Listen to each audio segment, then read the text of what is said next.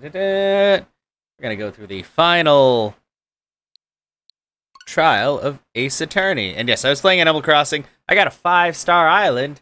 So I got my golden watering can, and now I'm super happy. Because now, apparently you can get golden roses, I think, if you water black roses and then you wait a day. I'm not sure. I don't know. But yeah. Gathers a high enough. Yeah, this is true. Very sleepy. But after you shake the sleep off, you're raising a Chow in Sonic Adventure 2 battle. I can't remember, like, are there still Chow? I know there were Chow races in Sonic Adventure. But is it just me or is the game, like, super quiet? Let me check my Elgato. Oh, that's really quiet. Then again, oh, you know what? I think I know what it is. It's probably because I put it on the defaults. Oh, no, it's... Why is it so quiet? Oh, I know why it's quiet. Never mind. I'm a dumbass. Okay. I forgot, while I play Animal Crossing with Dez, I play through my computer, so I think I turned my volume mixer down. Yep. I turned it down halfway, so I can hear her better. Anyway, so, farewell my turn. Karate? And racing. I knew there was, like, racing. You put in kindergarten to have them learn to play it. What? They added a lot. How did I get into this mess? Oh yeah, I remember. I had to start this over so you guys can see it. That's far enough. You can't run forever, Mr. Phoenix Wright. What? What have I done wrong? I cannot allow you to go on like this. Huh? But I'm just a simple defense attorney. Silence! You are no longer worthy of your title.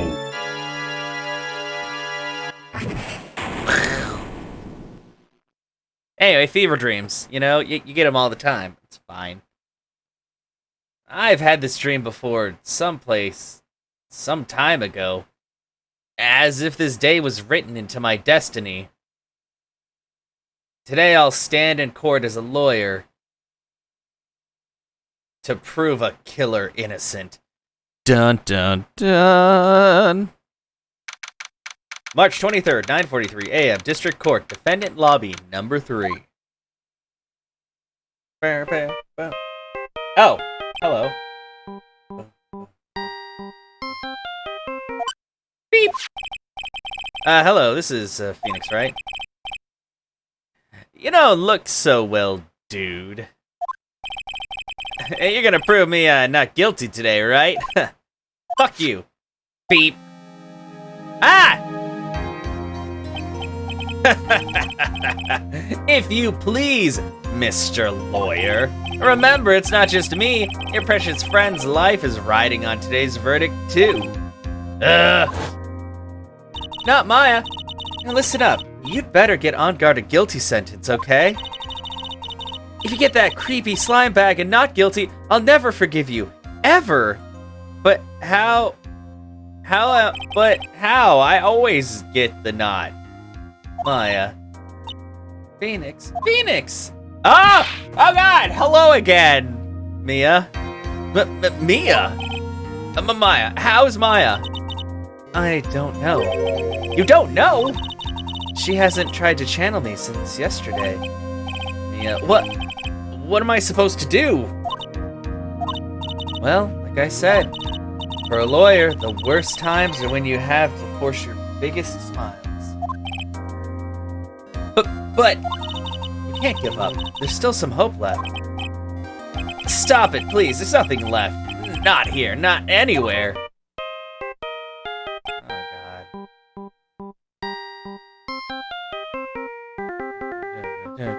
Okay. Ah! Is that accursed on guard again? Beep. Will you leave me alone? Look, don't call me anymore. I mean it. Oh no! Oh no! Gumshoe! You're really mean, pal. Ah! Gumshoe, I'm really sorry. Where are you? They let me join the investigation team and we're chasing after the killer, pal. Then you have some sort of lead? Sorry, but right now we've got 0 leads on the guy. But we're not gonna give up! Gumshoe, until the trial is over, until the verdict is handed down, we're gonna do everything we can to find a killer. If we can get Maya out, then you can get on guard the guilty verdict he deserves, pal. That's true, I could do that if they found Maya first. You got that? So you have to do whatever you can to make the trial last longer. Make the trial last longer? If you go at Mr. Edgeworth with everything you got, then you two can draw it out. Oh, now I get it. You should have got it from the beginning, bro. I believe in you, pal. You and Mr. Edgeworth can do it. So, believe in us. We're gonna give it all we got, just like you. Got it. Thanks, Gumshoe. Aw. Gumshoe's a good guy. Also, I totally forgot my water in the kitchen, so we're putting the beer at... Fuck, it's too big. Whatever. You can look at that corner of the screen while I grab my water from the kitchen that I forgot. I shall return. Like, it'll take like 10 seconds. Okay, maybe longer.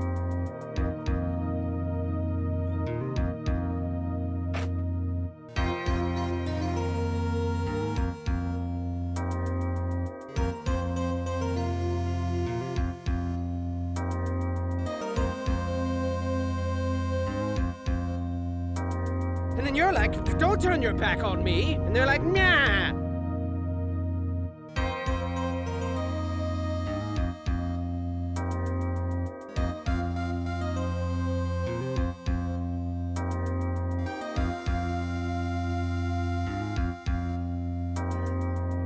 Okay, I'm back.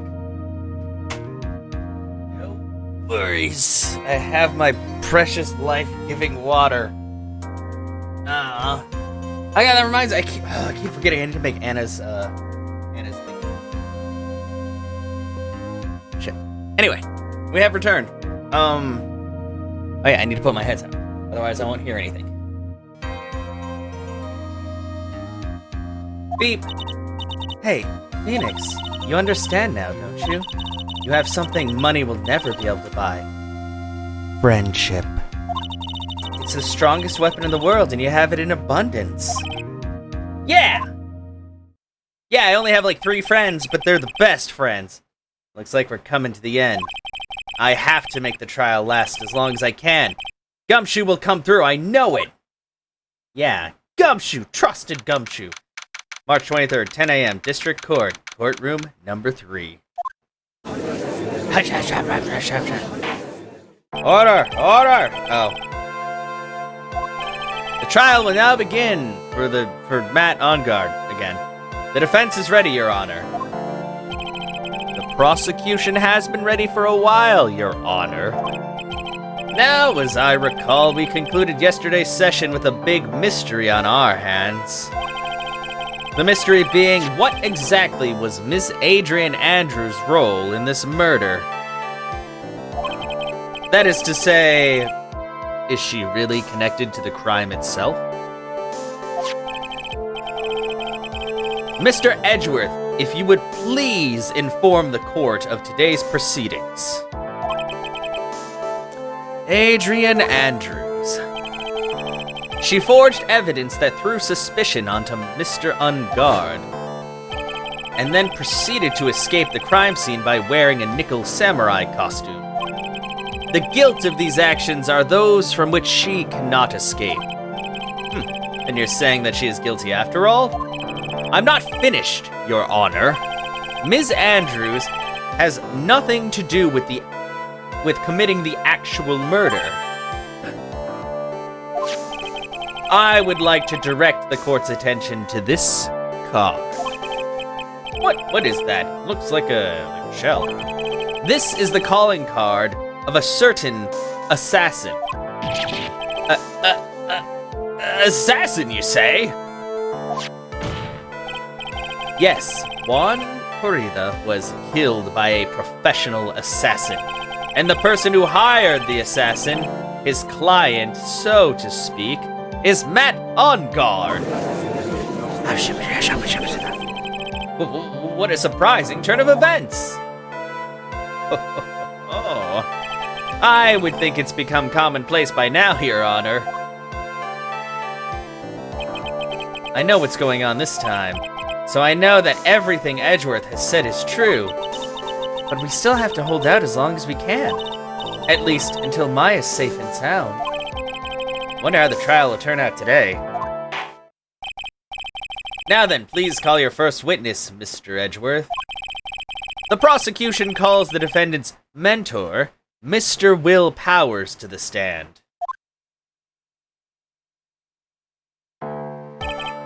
Now then, witness, your name and occupation, please. Okay. I'm, Will Powers. I'm a poor, underpaid action star. And what is your relation to the defendant? Well, that's, I guess I'm sort of a lousy mentor to him in a way, yeah. Mr. Powers, please, you don't need to put yourself down so much. Oh, sorry, well, I'm just kind of a nothing sort of guy. On the night of the murder, you visited the defendant's room. Is this correct? Yes. I didn't know that. But you know, I didn't actually get to see Matt when I went. All you need to do is answer what you're asked. Now then, I would like you to please testify about when you went to Mr. Unguard's room. Okay, sure. Dun-dun. Visit to Matt's room. After the awards ceremony, I went by myself to Matt's room. Matt was standing there in front of his room, still in his nickel samurai costume. He was talking with someone. At first, I thought it was the bellboy. I watched the two of them for a while, but then I gave up and went back. I had guests with me that night, and I couldn't make them wait for me. Sorry, something like, I did something and then something was starting up. That probably makes no sense. Don't worry about it. Nothing sounds out of place in Mr. Powers' testimony. And talking with the bellboy is no big deal, unless that bellboy is a murderer. If one assumes that the person Mr. Unguard was speaking with was an ordinary bellboy... Well, what are you implying? Well, Mr. Wright, let's have your cross-examination, shall we? Looks like we're in another sticky situation. Huh? A trap. Can't you smell it, Phoenix? But for us to find out more, we're just gonna have to charge in head first, right? Yeah! Charging in! Visit to Matt's room.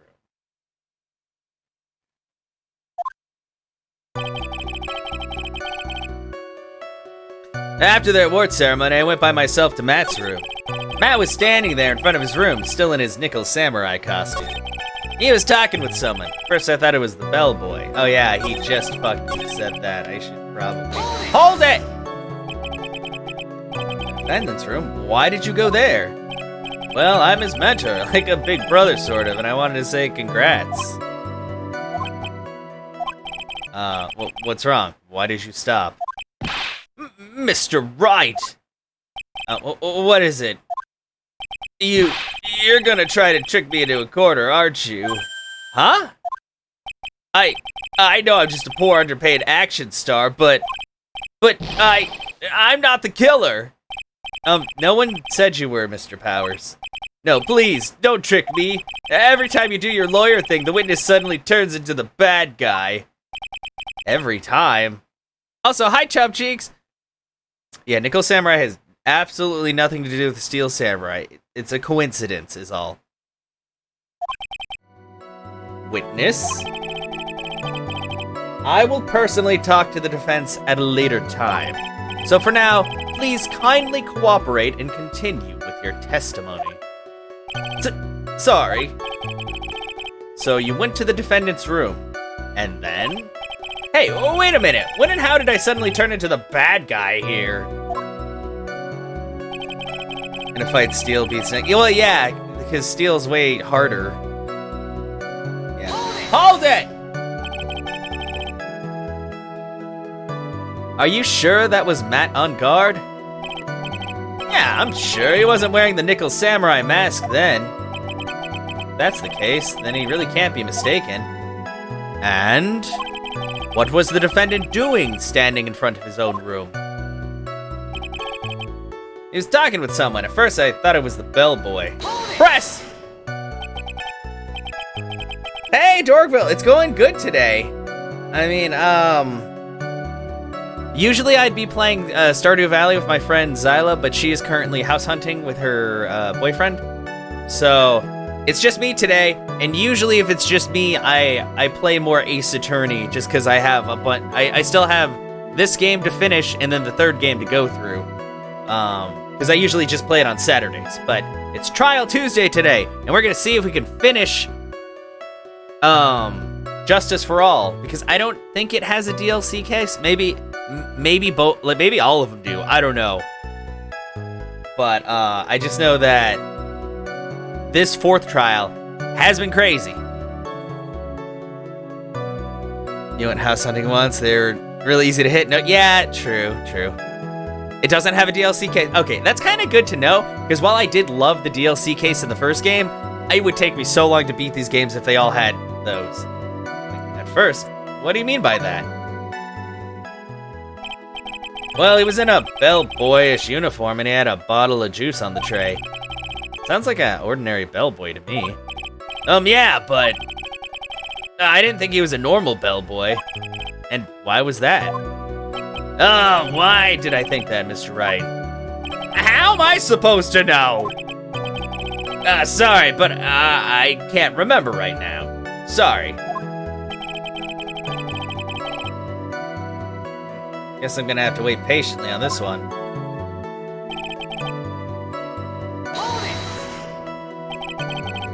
It's pretty intense near the end. I should be able to. I figure I'm in the final bit of the trial, so I'm hoping it doesn't take like more than 2, maybe 3 hours. It's hard to tell.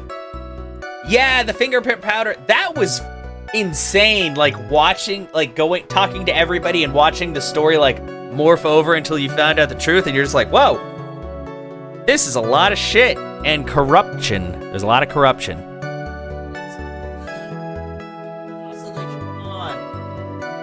I'm turning on the oscillation on my little fan over there. You saw the two of them, the bellboy and the defendant, together, right? Yeah, the bellboy just wanted to say congrats. Now, while you were watching the two of them, did you notice anything strange? I did feel something weird. I think it was because Matt, well, he gave the bellboy a tip. A tip? But that's a perfectly normal thing to do. So how long did you watch the two of them? But yeah, I did like the fingerprint powder and stuff. I'm kind of sad, honestly, that in the first game they introduced looking at items and turning them around to like investigate, and that hasn't been in this game at all. But they did add the Magatama, which was pretty cool. Although kind of annoying, because unless you had like every single clue, you could not break everybody's psych locks. Yeah, so they added extra case and made use of the time. Oh, you know what? That makes sense. That actually makes a lot of sense. Not more than a minute or two, I think. I had guests with me at that night. I couldn't make them wait for me. Hold it!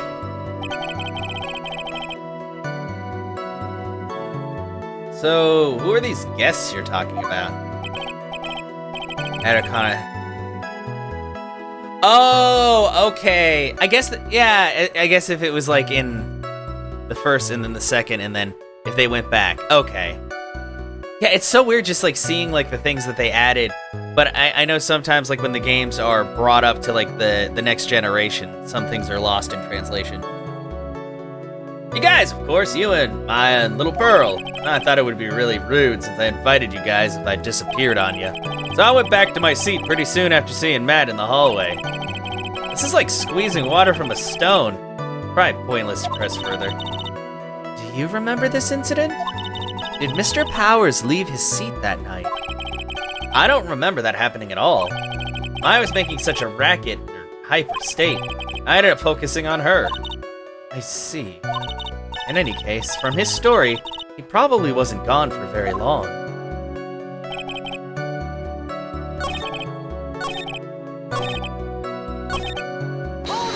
Hold it! At first? Yeah, wait, I thought I pressed them all. Why didn't you think he was a regular bellboy? Yeah. Oh, wait a second. Actually, Mr. Powers, only a few minutes ago you stated, yeah, you gotta press another. It's weird when you have to press statements more than once. You gonna be lurking? All right, Chubb. Well, it's good to have you here, and I hope you're doing all right. Actually, Mr. Powers, yeah, only a few minutes you stated. You know, I did feel something weird. I think it was because Matt, well, he gave the bellboy a tip. Could it be that you felt something strange about the tip giving itself? Ah, yeah, that's it. You really know your job. Mr. Edgeworth. Yes, Your Honor. This bellboy, he wasn't an ordinary one, was he? Perhaps we should let the witness tell us. Very well. Basically, Edgeworth was like, shut up and listen. And the judge was like, okay. Mr. Powers, please amend your testimony. Oh, you mean about the bellboy, right? Matt gave the bellboy a tip. Well, what about this tip? So he gave the bellboy a tip. What's so strange about that? Ah, well, you see, Matt's not a poor penny pincher like me. I was trying to figure out how much it was because the tip really shocked me. How much it was? But that's when something even more surprising happened. The bellboy was putting the tip he got in his pocket, and that's when I got my first good look at the guy's face. I was really shocked. I'm afraid I don't follow at all. You never follow anything, you dumbass. Yeah, exactly. He's as dumb and oblivious as ever. He might as well just not even be here. Sounds like Mr. Powers was surprised twice by this event. I wonder which one of his shocking moments I should ask about. The bellboy's face. What was so shocking about the bellboy's face, Mr. Powers? Well, he wasn't exactly a boy, more like an old gramps. Ahem. I hope you know that discrimination towards old men is a no-no in my court. No, that's not what I meant at all. In the smack middle of the guy's face, there was a line of stitches. Line of stitches? Yeah, and it went straight from the tippy top of his head to the bottom of his chin. Almost like if that thread snapped, all the stuff in his head would come spilling out. That's gross. Ah! Yeah, now do you remember? Now do you fucking remember, Phoenix? Yeah, now you remember? He was there at On Guard's house. He was that butler, but he doesn't seem to remember that this is the guy that told Maya that she had a phone call at the hotel. Come on, Phoenix. What is it, Mr. Wright? Nothing, Your Honor. That means On Guard was talking with the killer then. If that fact were to be exposed, On Guard would be declared guilty in a blink. Phoenix, you have to play dumb here. Pretend you don't know anything. Yes, Chief. You sure you don't have anything you would like to say, Mr. Wright? Huh? What did you say, Your Honor? Nothing, Mr. Wright, nothing. We're just going around and around in circles. Now then, Mr. Powers, please continue with your testimony.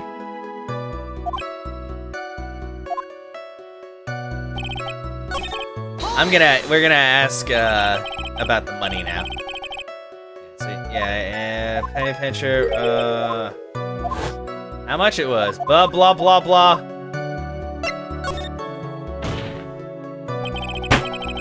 The defendant's a huge star. He can afford to give generous tips, wouldn't you agree? Sure, but giving him that much was maybe a little too much, I think. A little too much? Would you please clarify for the court about how much you would say the defendant gave to the bellboy?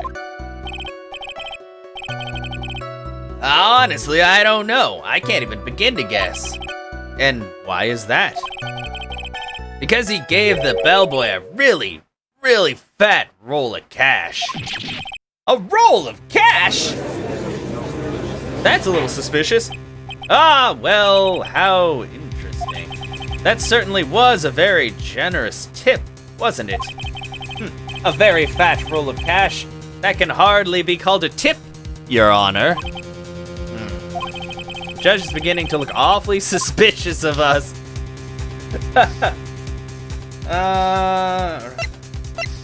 Raise an objection. I object. The defendant is a superstar. That kind of tip is a typical fare for people like him.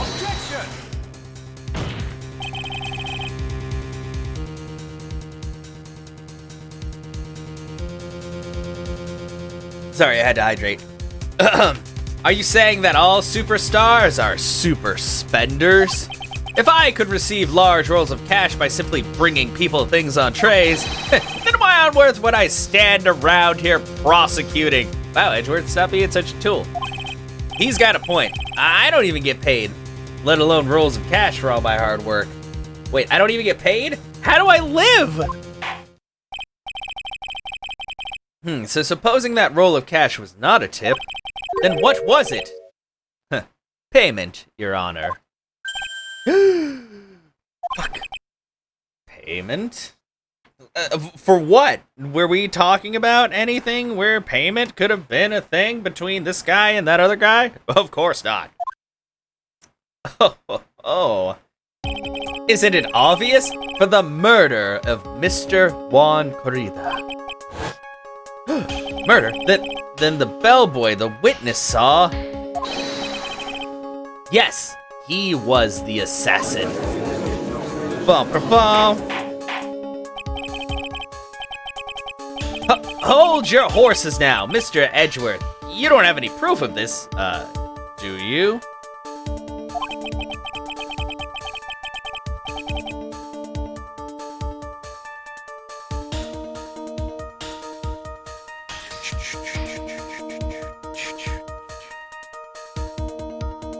Have I ever been unprepared to support my claims, Your Honor? You know, that sounds a lot like Phoenix being like, why would I say it if I didn't have proof to back it up? Man, Edgeworth is stealing all of my lines.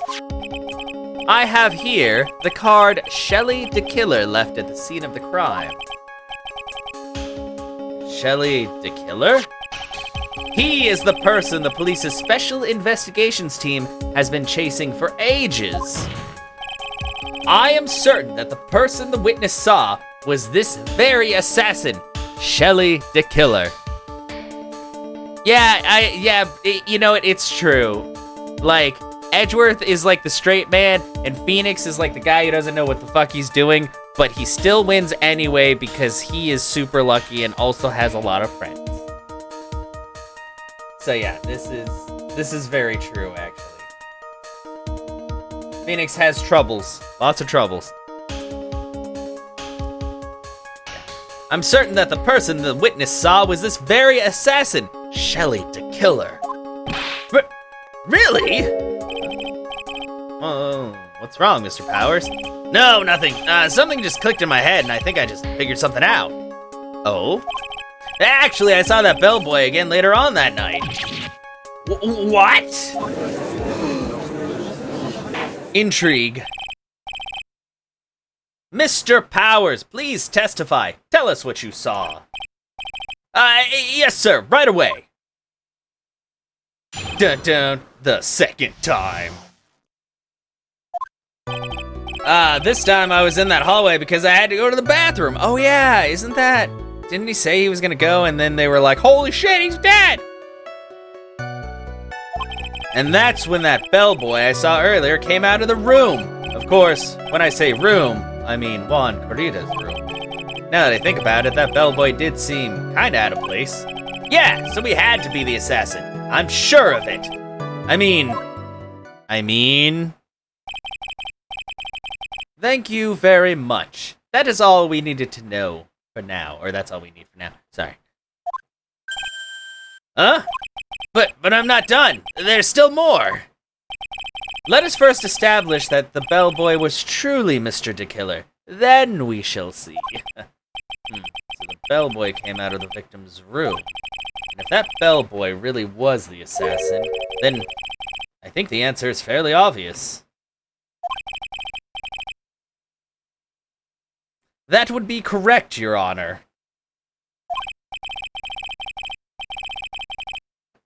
Well, Mr. Wright, I believe it is your turn to entertain and make us laugh. Wow, rude. Ha ha ha ha. Ow. This is no laughing matter. I'm sorry. The second time. Blah, blah.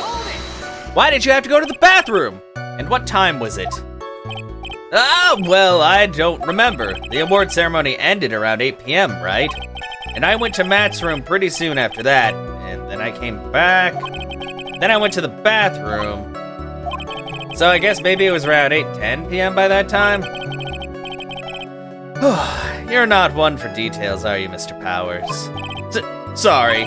I thought I could maybe catch Matt and say my congrats. Whoa! Are you sure it was the same bellboy? Yeah. And how could you tell? All the bellboys wear the same uniform after all. But you see, well, he had those stitches in his face. Ugh. So I'm sure it's the same guy that was talking with Matt. Oh no, the judge. So which room did the bellboy come out of? Of course, when I say room, I mean Juan Corrida's room. Hold it! Are you sure it's his room? The victim's room, huh? Man, that's certainly weird. Yeah, the one with all the really pretty flowers and teddy bears. It was Juan's room, all right. Words cannot describe how screwed I am. Huh. Let's continue with the testimony, shall we? Now that I think about it, the bellboy did seem kinda out of place. Yeah, so he had to be the assassin, I'm sure of it. Hold it! So what exactly was so, out of place about him? Right. Why the insipid grin? Maybe because I have no idea what damaging thing he's gonna say next? Come on, Edgeworth. Oh, well, the bellboy was empty-handed. Empty-handed? That bellboy was one of the room service people, right? But he wasn't pushing a cart and he wasn't holding a tray either. You call that a little strange too, wouldn't you? I agree that it is a bit strange, Mr. Powers. Hey, welcome, Hunter Greed. How are you doing? But is it really that unusual for a bellboy to be empty-handed? Yeah, it is. What should I do? Should I let Mr. Powers' testimony slide? Try to pull a fast one.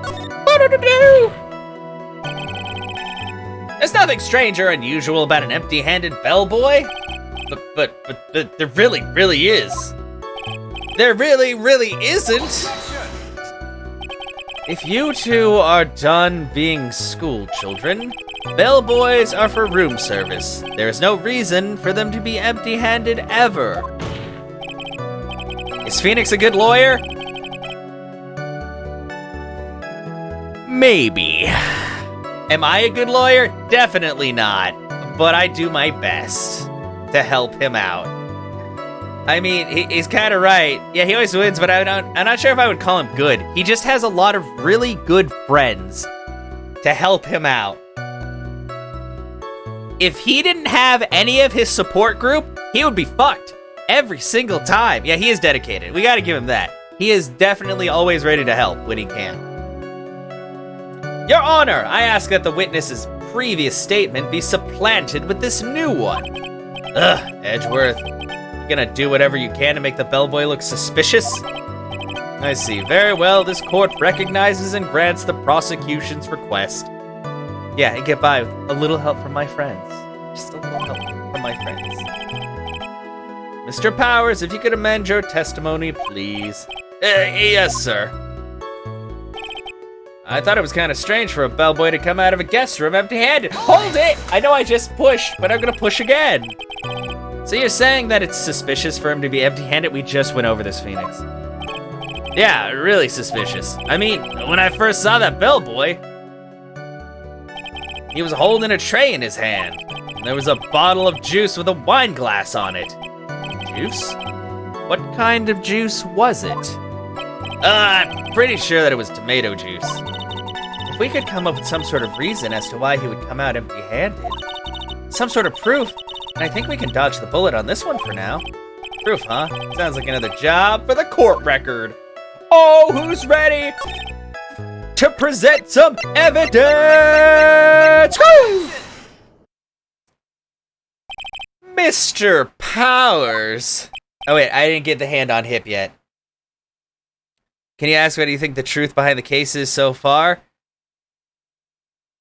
Honestly, I feel like they've made it very cut and dried where the killer is Shelly the Killer. And because this is past the point where you find out that Ungard is a big old piece of shit and definitely paid to have Juan Corrida offed. But considering the way this game goes, it may not be that simple. But I don't know. I'm going with it's the killer, especially if he's taken Maya as insurance. So but it's still kind of up in the air because, like, honestly, the last trial of every case is when everything goes nuts. Yes? You're easily influenced by other people's words, aren't you? As soon as you heard that the bellboy might have been the killer, you got caught up in believing it must be true. But isn't he really suspicious? He's got all those stitches and... So, a baseball has stitches. Okay, yeah, that's a really poor fucking excuse, but whatever, Phoenix. Spirit of Justice is longer than the whole... Are you kidding me? That's crazy! Holy crap! That's super long. Are you saying that old baseballs are suspicious because they have stitches? Okay, Phoenix, what is this? What? Phoenix, what? Well, there's also, what about him being empty-handed? Wow. I would like to ask the court to please take a look here. I really need to have, here, I'll take my sheet music book. I need you to look right here. Right here. This is the crime scene. There is a wine glass sitting next to Mr. Corrida's body. The liquid inside this glass is tomato juice. And now, if you would look at what is on top of the table in the lower right corner here, anyone can clearly see that it is a tray with a bottle of tomato juice on it. The bellboy had just brought this to Mr. Corrida's room. He left the tray in the room, which is why he was empty-handed when he left. I have a piano next to me. I still am not at a comfortable skill level to attempt things on here, but I have a few, like I have Legend of Zelda sheet music, Final Fantasy sheet music,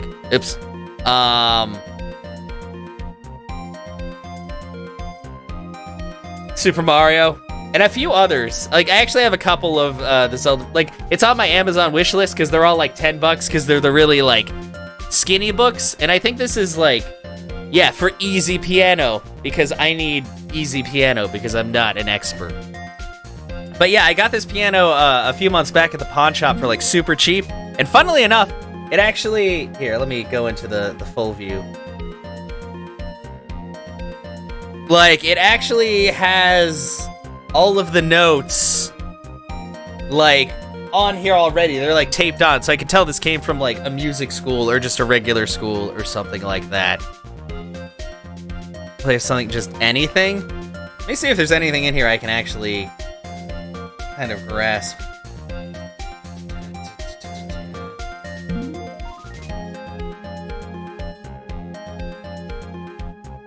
That's the thing, is I'm so out of practice. Like, I have it, and I've practiced a few times, but I really need to go, I need to do it daily so I can do my scales and stuff like that.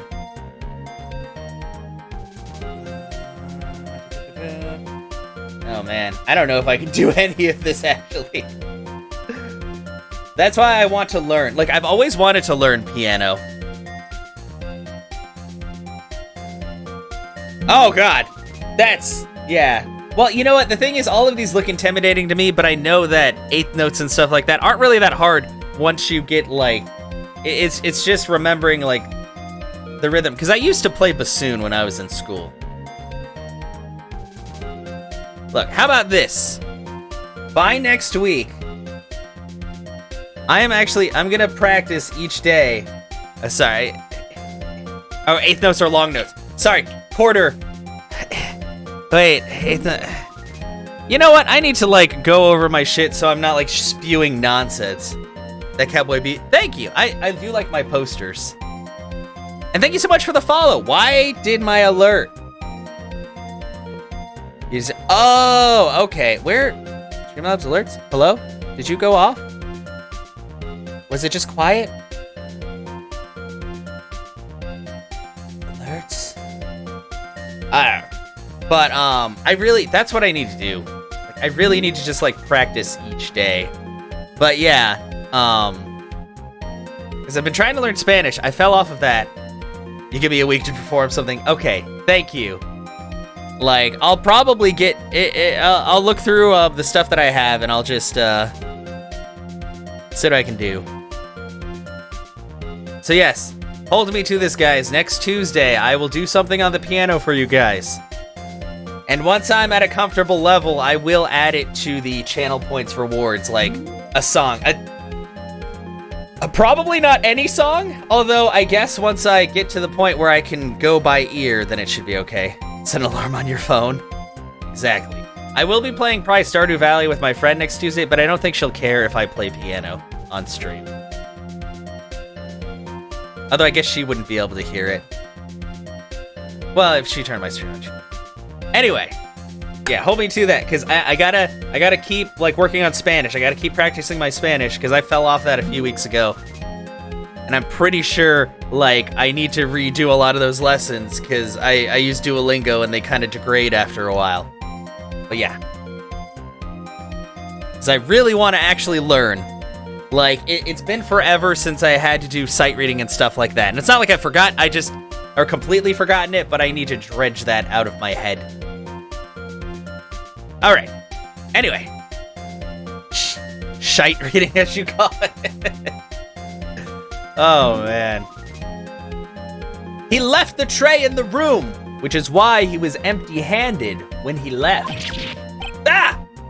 But that would mean that the bellboy had seen and left a dead body in the room. Haha! But can you prove that Mr. Corrida was already dead at that time? Mr. Edgeworth? Wow, he's really grasping. Yes? I blame you for leading me down this route. I'm terribly sorry. Oh, what does that mean? Stop laughing. Witness, isn't there one more thing you would like to share with us? Hey, thanks for the host, Adventure Kid. How are you doing? Is there? The bellboy was empty-handed, or should I say empty-handed. I recall you had something interesting to say about his hands. Oh, yeah, I almost forgot. What? Huh? What? But the baseballs. Oh, really? That's actually really awesome, Hunter. Man, that's pretty cool. I don't know if they do stuff here. You know, in America, they censor, like, everything, and, yeah. God, I mean, I don't think they even dissect, like, cats and frogs and stuff in school anymore. I mean, well, even when I was in school, we didn't dissect a cat, which I know sounds terrible, but it's not like they kill the cats, they have, like, I think they get bodies of cats, like, from vets and stuff like that. But, I don't think they, like, do any of that anymore, because it's like, oh no, it's too gross. It's like, it's biology, come on. Yeah. But how you doing today, Adventure? Huh? Yeah. What? That bellboy, he was wearing gloves. Gloves? Yeah, pitch black leather ones. Oh, the other bellboys don't wear gloves like that, right? Oh shit, that's true. Black leather gloves? Why didn't you mention them earlier? When you work in it, it's normal. They take the brains out, you get body parts all over the place. Yeah, I know. I mean, it is. That's the thing. Like, that's what you do at, like, mortuaries and stuff like that. And I mean, like, even if people get the bodies incinerated, I'm pretty sure they don't just put the body in whole. I'm pretty sure that you have to chop it up to make the process easier. But nobody likes to think about that aspect of it. But that's just a part of it. I mean, maybe they keep them whole. I don't know. They do have the trays and stuff, but I've never actually worked anywhere near any of that, so I wouldn't know. But I would assume it just makes more sense. Sorry, it slipped my mind. Boy, does this make this bellboy look very... Well, he is suspicious. Alright, gotta focus. I can't get lax here. So what if he had gloves? A lot of bellboys wear gloves. We just went over the fact that baseball is gonna wear gloves too. Phoenix, is this another baseball reference? Come on, Mr. Wright, that bellboy was wearing black leather ones. Yeah, usually they wear like white gloves. Drain, chase caddies. Oh yeah. You're a former nursing major in your anatomy and physiology lab, and you examined it as... Yeah, exactly. It's like a lot of that stuff is left for college level, but it's bad because, I mean, kids are exposed to so much all the time. Like, doing a dissection isn't going to, like, scar them. It's fucking science. But yeah, that makes sense. And I guess you'd probably want to get, like, all of the fluids out anyway to make it harder for things to grow in things. Less hidden from the public view? Oh, yeah. I don't know. It's because a lot of people... It's a stigma. There's so many stigmas of things that don't really need to be stigmatized, But it's just been a thing for so long where people are like, oh no, death is terrible. And it's like, it's actually a very natural thing. I know a lot of people don't like the thought of it, but it happens all the time.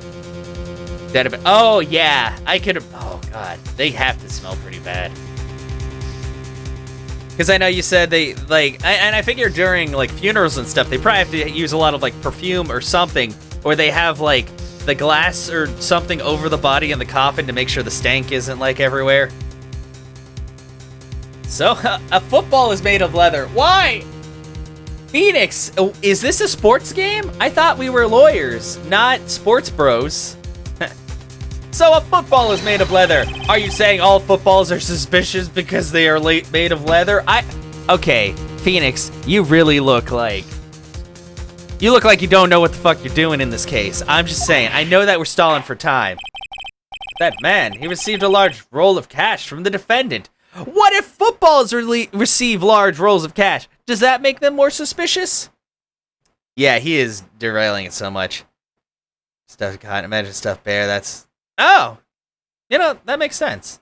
And I guess that also makes sense, especially if they have, because I'm guessing they do the thing over there that they do over here, where, I'm not sure if it's on your driver's license or anything, but you, when you get your driver's license here, you can, check mark a box to be an organ donor. So I'm guessing, once you die and, when they're cleaning up the body, if you checked that, obviously... all of your organs are going to go to scientific stuff or be used for, if they're good enough, used for, transplants and stuff like that. So. But yeah, I'm not sure how that works in other countries in the world. Organ donors opt out. Oh, you're automatically Oh, okay, interesting. Yeah, it's the opposite here. You're automatically kind of opted out unless you check that box, I think. Nickel. Wait, is nickel harder than steel? I mean... Because I thought, isn't nickel, is nickel an alloy, or is it just... No, nickel's not an alloy. Nickel is just straight. Is it? Wow, I thought steel was. Maybe it depends on, how the steel's treated. I don't know. Weird. Huh. Sorry, I'm getting, don't worry about it. We're learning a lot of things today, guys. And then he was seen leaving the crime scene wearing black leather gloves. I don't think that even someone like myself can believe he was just another bellboy. Ugh. It seems that we have finally come to an understanding. Now then, witness, please continue with the rest of your testimony. Educational stream. Yeah, because because steel is tempered iron. Steel itself, I don't think it actually exists in the periodic table of elements. Now I kind of wish I had a periodic table so I didn't look like a dumbass if I was totally wrong. But I'm pretty sure that, yeah, it's not something that's on there because it's an alloy rather than just a straight metal. Rest? Oh, yes, please tell us more. Oh, yeah, he said there was more. Okay. Oh, boy, here's more. Their second meeting. After leaving Juan's room, the bellboy went and knocked on Matt's door. Just like that. He gave something to the person inside the room. Then the old guy just left, without even going into the room. After that, I went to the bathroom and then back to my seat. Wait, you know, I think it's because steel is actually, I guess it's not harder, but it's more malleable. I believe it's more flexible, which is why it was used for, like, weaponry and stuff like that. Also, did my camera just do a thing? Hello? No! Oh, maybe, I can't tell if it's overheating or... Hello? Are you okay, camera? Might need to get a small fan to train on this bad boy.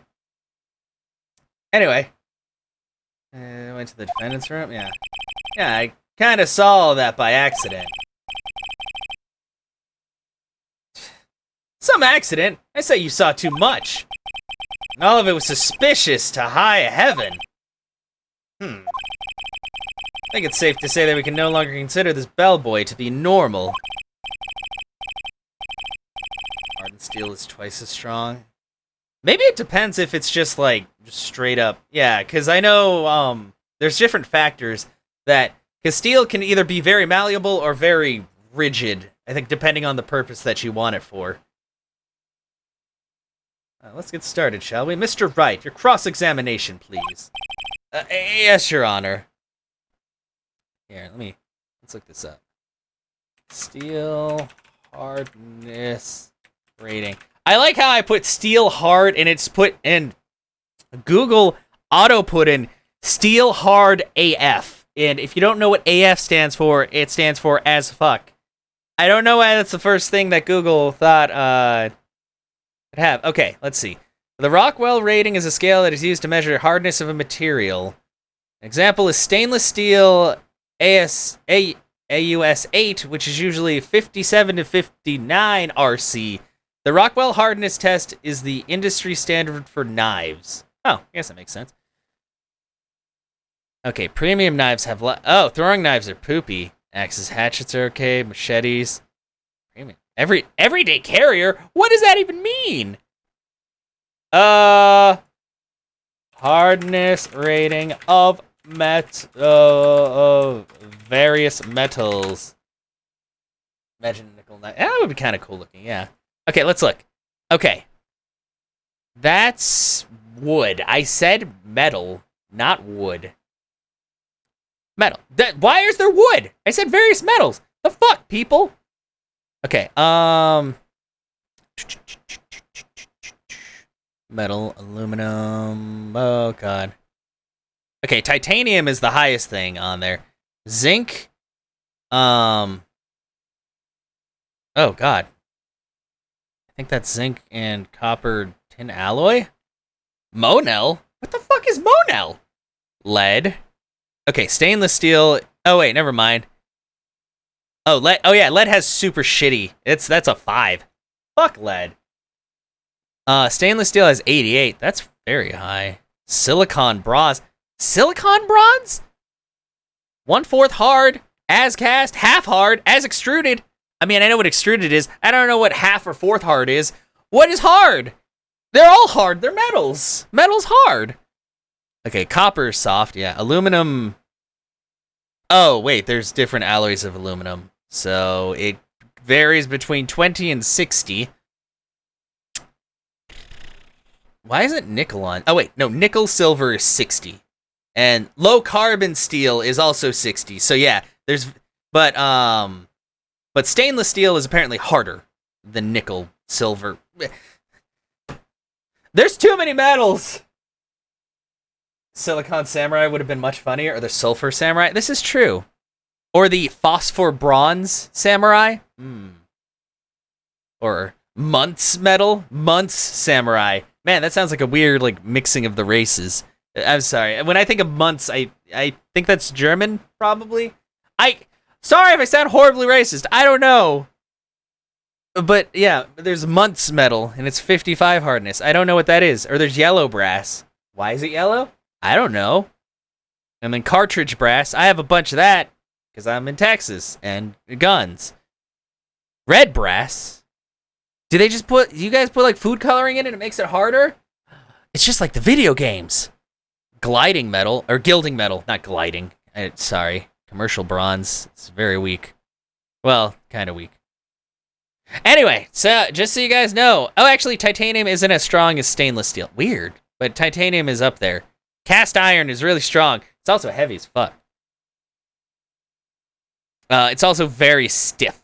But stainless steel is very ductile, which means it's like, it's easier to bend and stuff. Copper's super easy to bend. That's why they use it in plumbing. Oh, hey, there's like a super easy one. Ow! Ew! I don't like that. The Mo's. How many hardness scales are there? Mo? Who the fuck is Mo? Why is he so hard? Why is Mo measuring hard? Yeah, carbon steel is like your regular ass steel, which is about the same or probably a little bit weaker than nickel, but stainless steel is stronger. But it tends to always come in like thinner sheets. Anyway, sorry. We're talking about metals. It's very heavy here. Get it? Because metals are also dense and heavy. Well, not all of them. Lead is definitely super dense. Yes, Your Honor.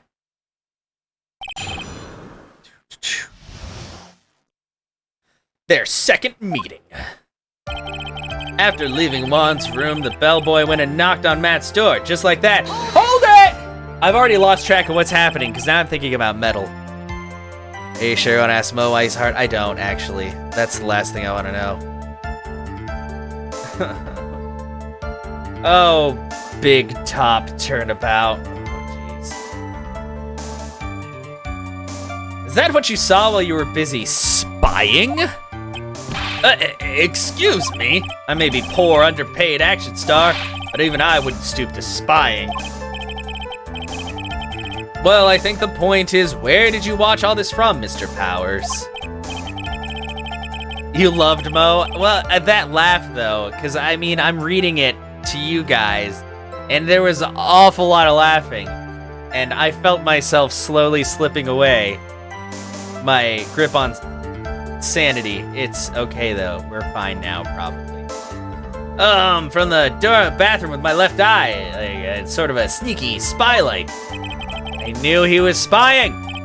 Please, does it really matter if he was doing it over or underhandedly? Over or underhanded? Are we still talking about fucking baseball? What does the bellboy do next? That's all I care to know. Did the carrots stick? Oh no, not. He had so many carrots. So many carrots. They were all very oddly shaped. He gave something to the person inside the room. Hold it! I said, hold it! Okay. That's better. What kind of statement is that? Please elaborate and give us a few more details. Well, he says that he's underpaid, but I'm pretty sure he still has like all those royalties from the Silver Samurai. Silver? Right? Steel Samurai. Fuck! I'm thinking of metals again. Whatever, silver's cool too. But not as strong as steel. Anyway, yeah, like, I'm pretty sure they still have to pay him if they like have DVDs and toys and shit, you know? Unless he got screwed out of that. I mean, he is kind of a pushover. Yeah, he was the smartest one, and the most cynical, I'd say. I mean, other than the fucking puppet bro. Fuck. Ben. Ben. Oh, okay. I should probably ask him only one question at a time. Ask about the person inside. So who took this something that the bellboy handed off? Actually, I don't know. What do you mean? I'm sorry, but I only saw the person's arm. Only an arm? What about Acro or Bat? Oh, Acro. He was just... Man, he was very calm, like chillingly calm. Then you're saying you didn't see the person's face? Yeah. Well, it was Mr. On Guard's room, correct? So it could have only been Mr. On Guard himself, I'd say.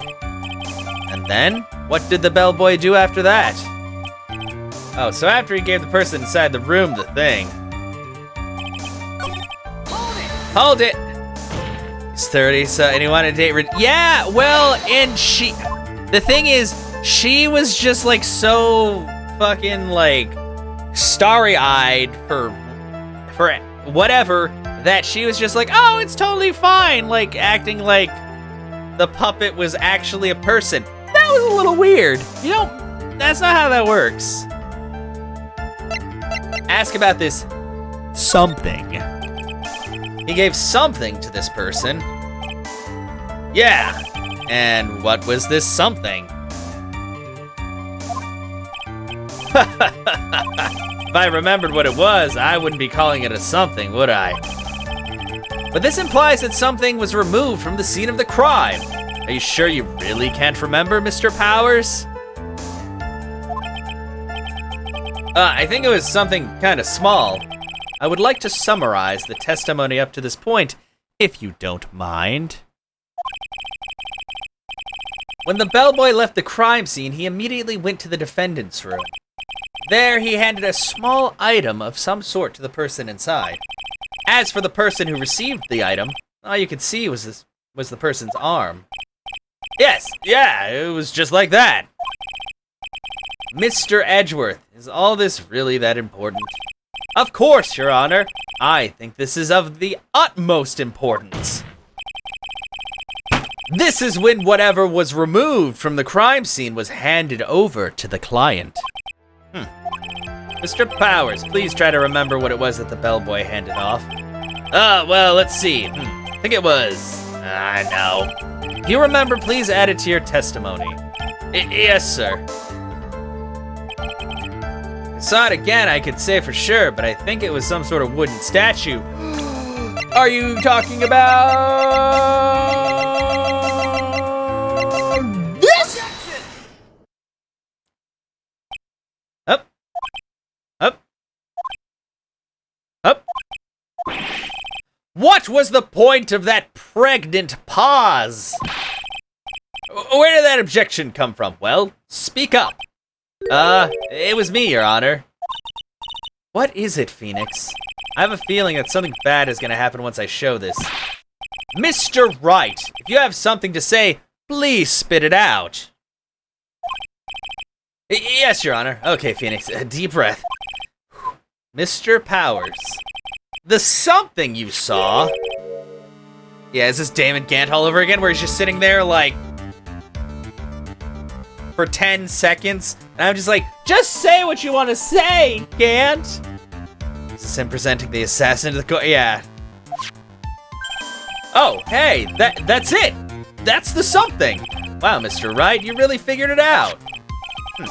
I recall we found this at Matt Unguard's mansion.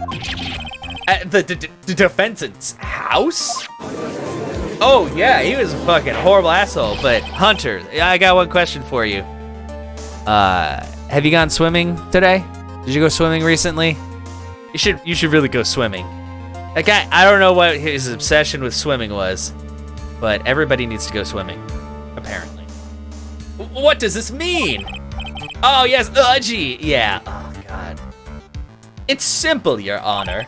Shelley the Killer assassinated Juan Corrida in his room, and then he stole this wooden bear from the scene of the crime. Then the bear being found at Mr. Unguard's mansion would mean... It goes without saying, Your Honor. Mr. Matt Unguard is the killer's client. I think this might be... Okay, then, backup time. I need to figure that out later. I gotta put a fan up there. Properties. I'm super glad that I have this still hooked up. Oh God, except it's, just a second, guys. Some slight stuff going on. Properties. Transform. Reset transform. It's me. Just saying. Bear with me. We're gonna figure this out.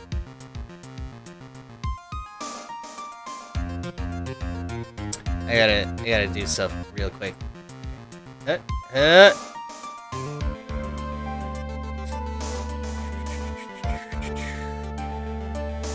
Yeah, don't worry. I'm resizing my very large frame. Okay, oh shit.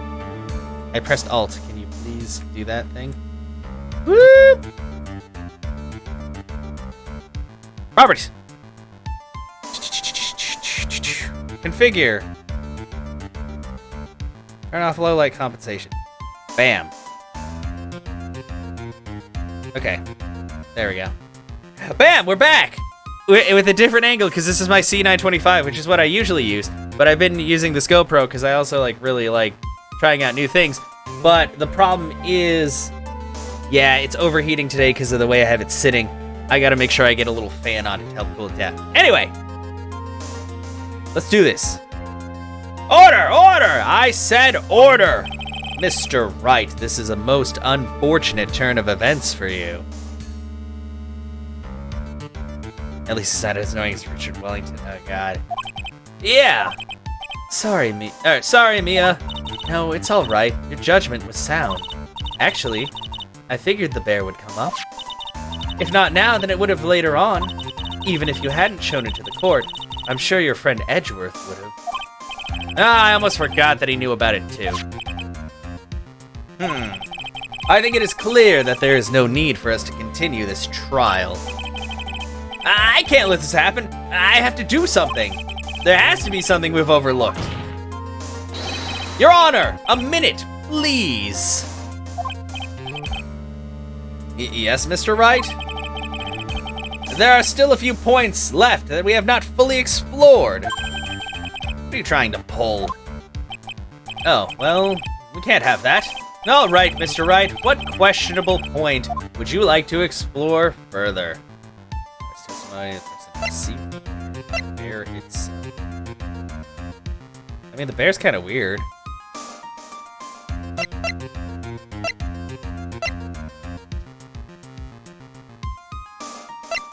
Let's see, who received the bear? Yeah. There was one thing in Mr. Power's testimony that was very unclear. And that is the identity of the person who received the bear.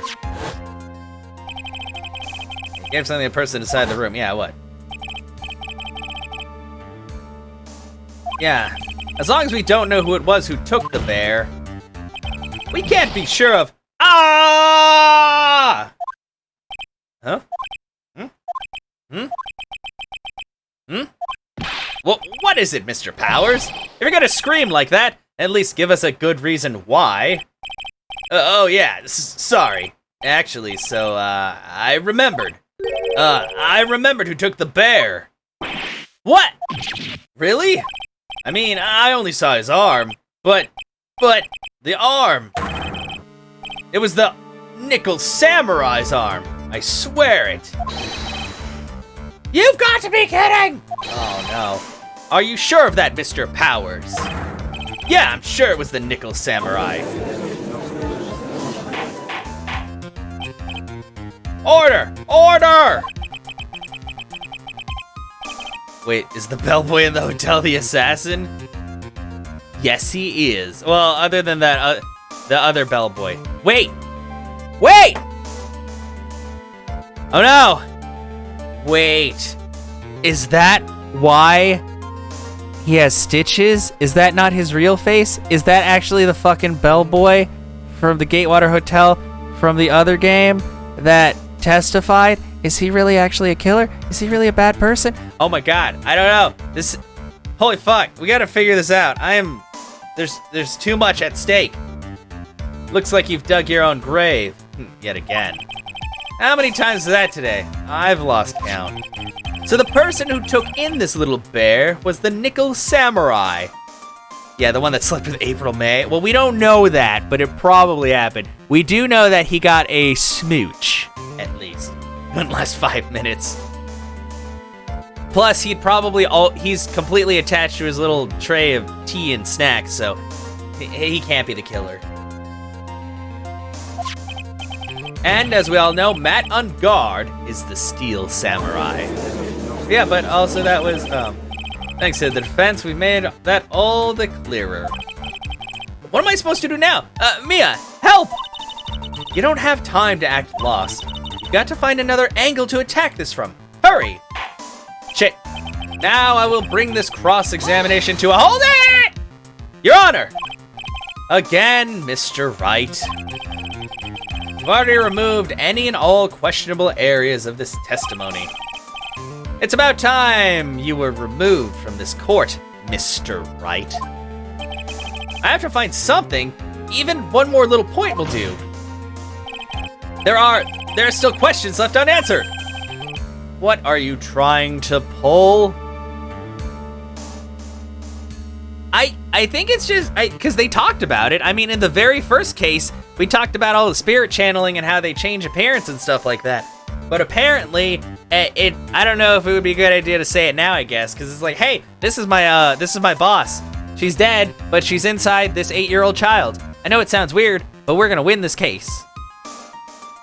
What are you trying to pull? Oh, well, we can't have that. All right, Mr. Wright, what questionable point would you like to explore further? The bear itself.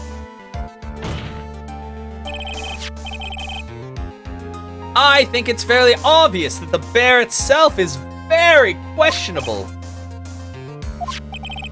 The bear, Mr. Wright. This was found at Mr. Unguard's mansion. However, Mr. Unguard was arrested at the hotel that night, which means that since the murder occurred, he has not had a chance to go home. Oh. I think Your Honor has already figured out what I'm trying to say.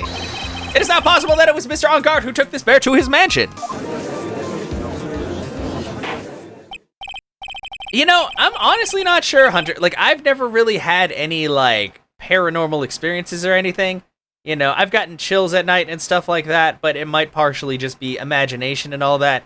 I know of people that have said that they've had stuff happen. I always think, like, ghost hunting shows are a lot of crap, though, because those people are, like, basically sensationalists. Like, just doing whatever. But I don't discount the fact that there could be more to things. Now, somebody, like, being possessed by somebody and changing their body completely? No, come on. No. That's just physically impossible. But being influenced by something, now that's different.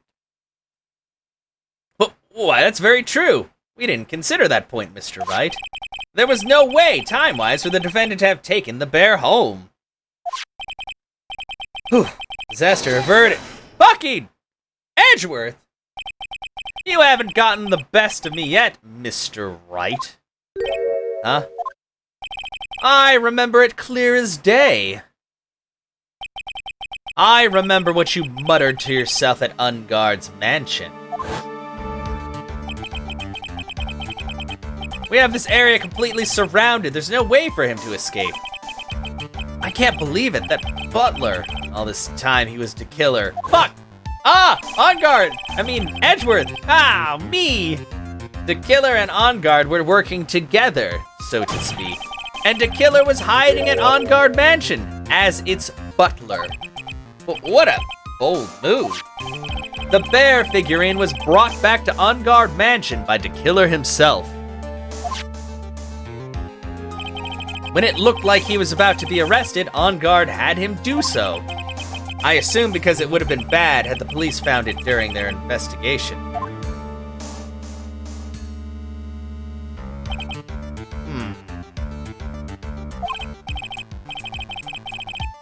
Yes, cause we went to his house, and we went to Unguard's house once to feed Shu.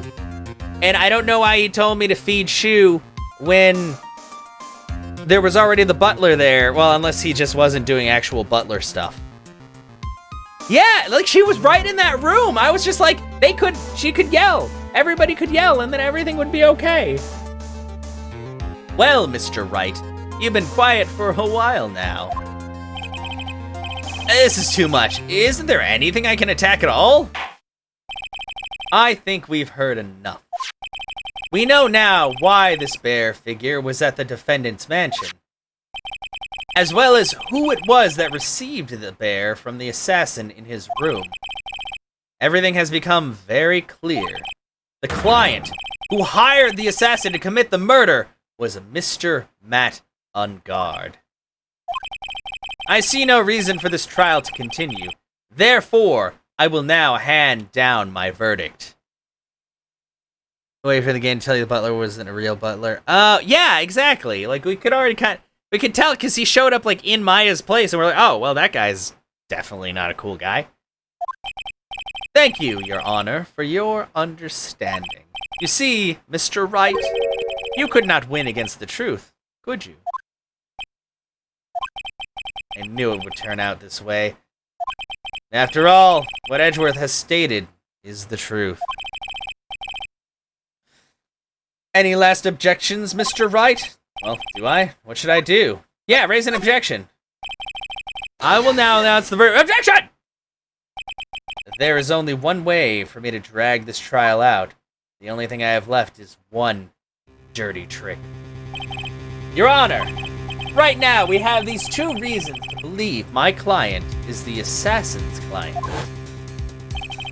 Reason number one, he accepted the bear figurine from the assassin. Reason number two, that very same figurine was found at Ungard Mansion. However, it's possible this is all the work of a certain other person. What are you saying? What I'm saying is, it's possible a different person is the killer's real client. The real client? Yes. Tisk, tisk, tisk. Is this all you have? Now then, Mr. Wright, let's hear your theory. Who do you say is the killer's real client, and therefore the real murderer? I actually kind of feel bad because, I mean, she's already been through a lot, but we gotta drag this out. Adrian Andrews? Yes, we already know that she tried to frame Matt Ungard for the crime by wearing a spare nickel samurai costume. Ah!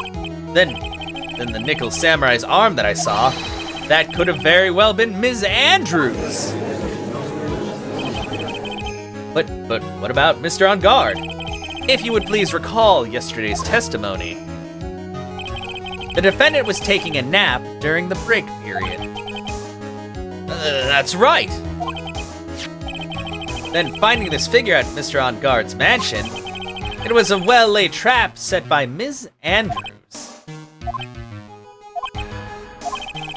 Mr. Edgeworth, what is your opinion on this? He's like a fucking child that can't make any decisions on his own. I can't even begin to count the flaws in the defense's logic. Besides which, there is no evidence to support it. However, I can't fully discount its possibility either.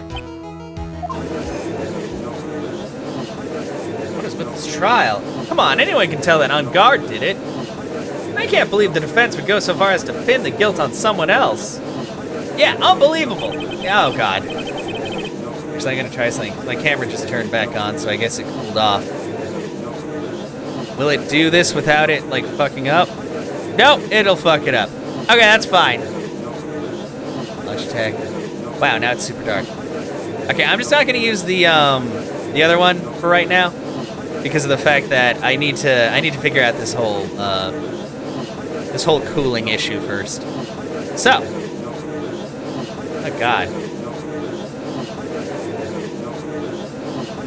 Oh God, I'm sorry, you're just hearing voices. Even if the whole world turns against me, this is one fight I can't give up on. Order! Order! All disruptive parties will be forced to leave the courtroom. Okay, there.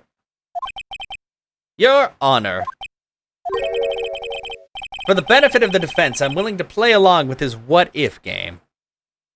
Hi, Seer, how you doing? Sup, ho? Welcome. His what-if game, Mr. Edgeworth? The prosecution is prepared to challenge the defense's theory. Mr. Wright, even you must have thought it strange and wondered, why would the criminal want this little wooden bear? He's right. The killer did specifically bring that bear to on guard right away. Homie of epicness. Oh, thank you. I do like that term.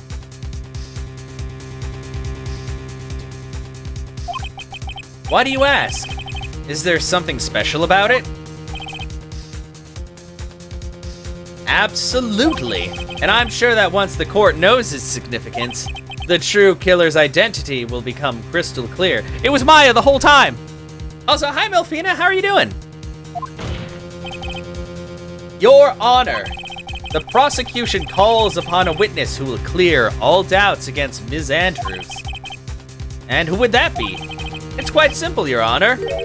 Miss Adrian Andrews herself. Oh, I really thought there was gonna be somebody new. It was me, you did it. You did do it. I'm doing good today. I was using my other camera, but we're back to the C925 for now, just because I need to install a fan to make sure that my GoPro doesn't heat up too much, because it's sitting lower now, but now it's kind of enclosed slightly, and thankfully it has a safety shutoff, but it didn't do that last night. So today I know it's either warmer in my room, or I just need to get good airflow for it. But yes. Thank you so much, Phoenix, for taking care of that shout out. It was you. It was always you, Seer. I see. Well then, the court will take a short 10-minute recess. Prosecution will prepare its witness in that time. But Seer, give back Maya, please. We need Maya back. Yes, Your Honor. March 23rd, 11:54 a.m. District Court, Defendant Lobby Number 3. Oh, I knew it was a good idea to hold her hostage. Don't you agree, Mr. Lawyer? But I never thought in your desperation you'd try to pin the guilt onto Adrian. Ah, I swear this demon will pay. Mr. Nick! Pearls? Where's Mia? I don't know. A really strong power suddenly called her away. It's Maya! A really strong power? Maya! Is she gonna punch him with Mia power? So lots happened today. Oh yeah? Did you talk to your boss and all that? And Tiki said Houston is officially in hell zone temps. Oh yeah, it was like 100. The heat index has been above 110 degrees for a little while now. It's horrible, and I have a friend that lives there. Thankfully, she's been able to stay inside most of the time, but yeah, it's not good. Well, you start Monday, and after we talk about your schedule, you're gonna have a 53. Oh, okay. So that should make up for lost time a little bit. I don't know. And your bathroom's done? Hell yeah! Yeah, 111. Yeah, it's like only 105 here, give or take. Oh, Mr. Nick, your phone is. It's from Gumshoe. Beep. How's it going? Have you been hanging in there, pal? Yeah, sort of. We just barely found something to latch onto. Oh, that's good, pal. And what about you? Anything yet? Have you found out where Tequila and Maya are? We still don't have any leads, but... What? We don't have any more time! If we just had one, even a single clue would be really helpful. I bet the clue is inside the bear. I was only able to come this far because I kept thinking to myself, I've got to keep the trial going until Maya's been rescued. Laundry and redo kitchen living room because those get messy daily. You can do it, Seer. I believe in you. But yeah, cloudy, and it's usually very humid for you, so 92 is still oof. But I've just run out of luck this time. Or have I just run out of luck this time? Is all our hope for naught? A tent! Huh? A tent? I could see a circus tent. Oh, she came back. Mia! It looks like Maya was unconscious until just a few minutes ago. As soon as she woke up, she called for me. So it was Maya that called you away. She's locked in a dusty little room right now. But I could see a circus tent outside the window, about 300 feet away. A lead! Gumshoe! Is there a circus in town right now? There's only one, pal, the Berry Big Circus. I remember them. 74%? Oh, that's disgusting. Ew. Amazon, what's the humidity right now?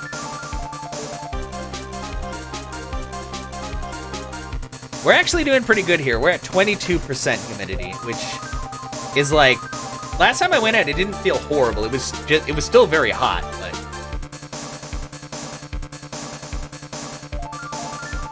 Once it gets above like 30 or 40%, then I definitely feel it much more acutely. Yeah, Maya's somewhere within the 300-foot radius of the main tent. What? Okay, hold on a sec, pal. Hey, draw a circle on the map. About a 300-foot radius from the main tent. Hurry! And I could see a mailbox under the window, just outside. Gumshoe, there's also a mailbox. Okay, what else? What else, Mia? I'm sorry, but it was a very small window. I couldn't see anything else. It felt like I was in an old office building. Maybe the 3rd floor or so?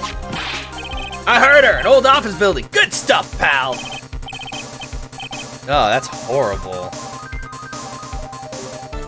Yeah, okay, just hang in there just a little longer, pal. Wish us luck. Good luck, yay. I'll call you later, so don't let your battery die, okay, pal? Beep. What are you talking about? My phone lasts like a year. Did you see? It's a Nokia.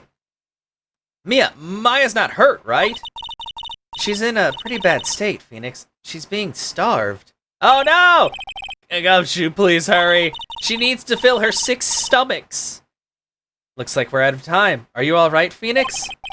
It's only a matter of time before Maya's rescued. I can do this. I just have to make this trial last a little longer. Yeah. Maya has a stomach for every type of food imaginable, apparently, so... She's not a cow, she's just a person with 50 bajillion stomachs. Okay. Yeah, she's a glutton.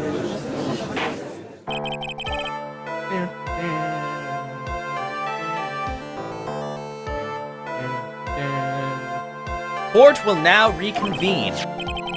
The killer, the man who murdered the victim, handed this to the client. From this, one obvious question arises. Why this particular item? I believe the answer to that question will provide us with the name of the real culprit. Now then, the prosecution calls the defendant's manager, Adrian Andrews, to the stand. Hello again. Currently, the witness is accused of tampering and obstruction of justice. All right, I remembered to pull out a chicken breast, so once I'm finished with stream, it should be thawed enough that I can tenderize it and then grill it and then have another chicken sandwich. Beautiful.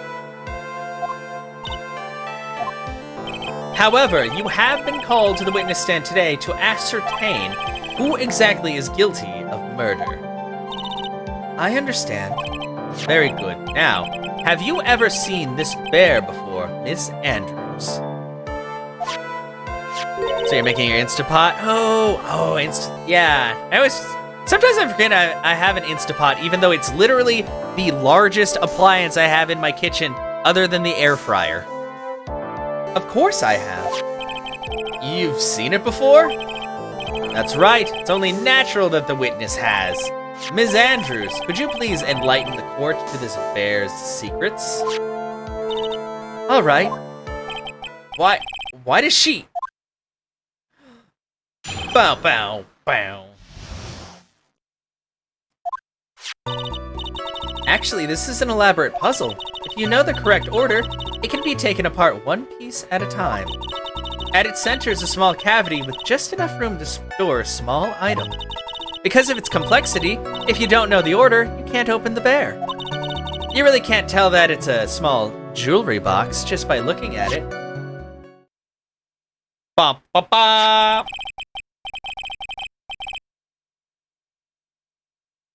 Dun, dun. So this figurine, it's a container of sorts, is it? Yes. Looks can be deceiving, wouldn't you agree? Yes, this is superb craftsmanship. Oh, yes, I nearly forgot. You may begin your cross-examination, Mr. Wright. Looks like there really was something to that bear after all. Hell yeah. The bear figurine. Hold it! A puzzle, you say? A puzzle? That's right. But it looks like an ordinary figurine. True enough. People who don't know, I'm sure they would never guess that this was a puzzle. So what kind of puzzle is this exactly?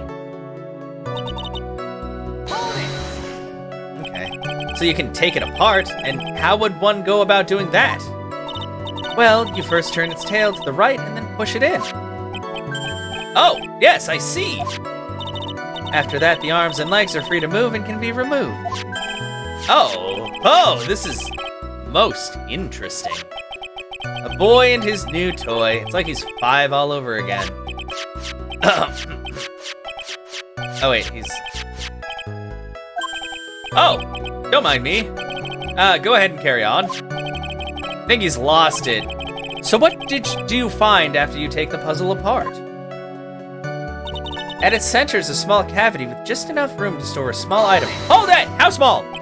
And how do you know about this? I know because I was the one who bought it. Huh? It was a souvenir from when a friend and I went to Switzerland. Then this was a present from you? That's right. It was a puzzle in the shape of a bear, so I thought it would be perfect for Juan. So it was a present from Ms. Andrews. Witness, let's continue with your testimony. Because of its complexity, if you don't know the order, you can't open the bear. You really can't tell that it's a small jewelry box just by looking at it. We don't know anything about this figurine, so we should try to find out more for now. Yeah, I'll keep pressing her for more information. Actually, it's a puzzle? Oh, I already did that. Oh, I didn't press the last statement, I don't think.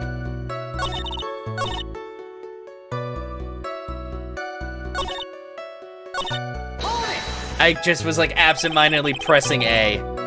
So who exactly knew how to solve this puzzle? Only the two of us, Juan and myself. It was a souvenir from Switzerland. So I doubt there are that many people in the same, with the same bear in this country.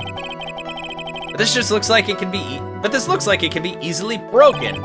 Especially if someone wanted to get at what's inside. Well, it's a toy, but it can never be the same again once it's broken. True enough. Yeah, you really can't tell it's small jewelry box. Who else knows that this bear is actually a small container or jewelry box? I never told anyone. And as long as Juan never told anyone either, then only the two of us knew. The two of you, huh? And of course that means that Mr. On Guard didn't know, right? I think this is about all I'm gonna get for now. Wooden puzzle with a hollow inside. Only Corita and Andros know. Andros! Andrews know how to open it. Well, Mr. Wright, I think even you have come to realize that there is one very important fact we have uncovered, and that it is this. This bear is actually a jewelry box. Now that we have agreed to this point, there's only one logical question that can come next, and that is this. What is inside this box? What's in the box? What's inside? That's right. That's what we are going to find out next, witness. Yes? You are the only one who can open this. Please. There's a painful silence in the courtroom. All eyes are on Miss Andrews now as she solves the puzzle and takes the bear apart. Click. I've opened it. Is this what you wanted? What is that? It looks like a note. I don't think we need to guess at what that is, do we, Mr. Wright? Oh, it's the suicide note! It's the suicide note. Okay, thanks. I said that already, Edgeworth. Fucking, come on. The suicide note? The suicide note left by Juan Corrida's former manager, Celeste Impacts. Until now, no one knew of its whereabouts. But just as we have suspected, it was hidden. hidden by the victim, Juan Corrida himself.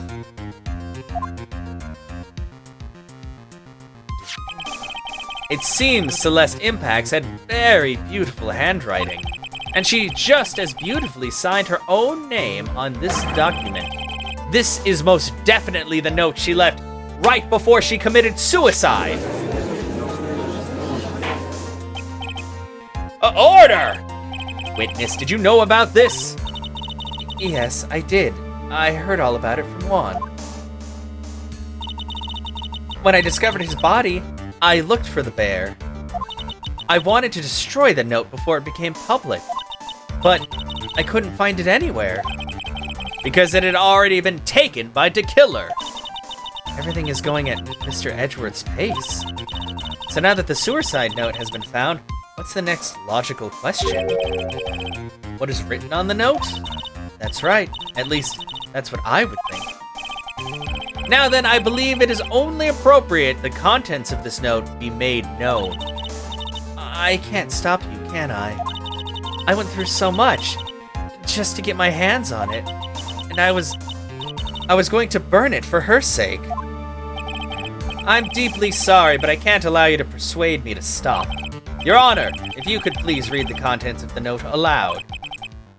Very well. The judge's voice rang loud and clear through the deathly silent courtroom. In her note, Celeste Impacts left us a record of all that had happened to her, about being used and then thrown away by En Garde, about being engaged to Corrida and En Garde's role in destroying that, and about how she decided, in her despair, to end it all.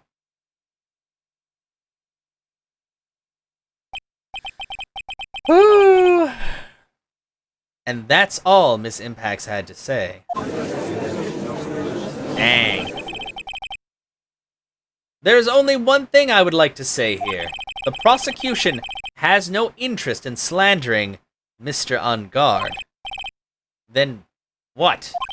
Our intention, Your Honor, is to establish a motive for murder. Isn't that correct, witness?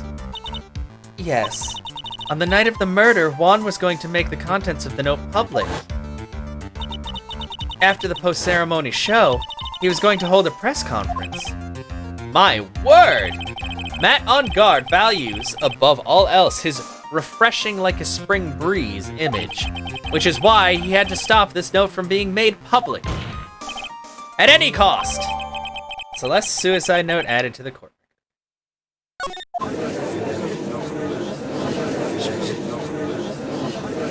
It's En Garde's fault that woman killed herself. This time, he even went as far to kill someone to stop him from revealing that. How terrible! What a selfish person. I guess there are slimeball lawyers out there who will defend these creeps too. No! And there is no room for doubt here. Mr. DeKiller's client's goal was to obtain this suicide note, and the only person who needed this note that badly is the defendant. Let's not forget that the bear with the note inside was found at the defendant's house. Seems that we have come to the truth at last. The defendant's motives were entirely selfish. He deserves no sympathy from anyone. Ugh, how am I supposed to escape from this one? Why the hesitation, Phoenix? Gumshoe hasn't called yet, so you know what you must do. I know, I have to carry on and buy him some more time. Okay, there are two deadly pieces of evidence. The figurine and the suicide note. Maybe somehow I can find a way out of this situation through one of those. The gavel is already in the judge's hand. Phoenix, hurry! Suicide note or the figurine? Which one do I pursue?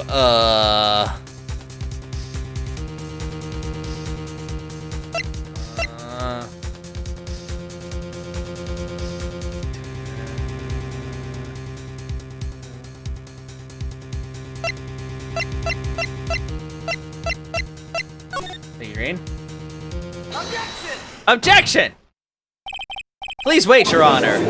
Like, are you serious? How many times are you gonna object? Yeah, like he doesn't care that he's trying to get a killer off the hook. The assassin took this with him after the crime scene, after murdering Mr. Corrida. At the request of his client, of course. So what's your point, Mr. Wright? I don't think it's possible that Mr. DeKiller's client was Matt Ongard. In fact, I think there's a contradiction here. You can't tell by just looking at it that this bear is really a jewelry box. The chances that Matt Ongard thought the note was inside this bear are 0 to none. Oh, I didn't think of it that way. Exactly, but I did think of it that way, and I thought it was rather strange. After all, there is no reason why Mr. Ongard would ever want a jewelry box like this.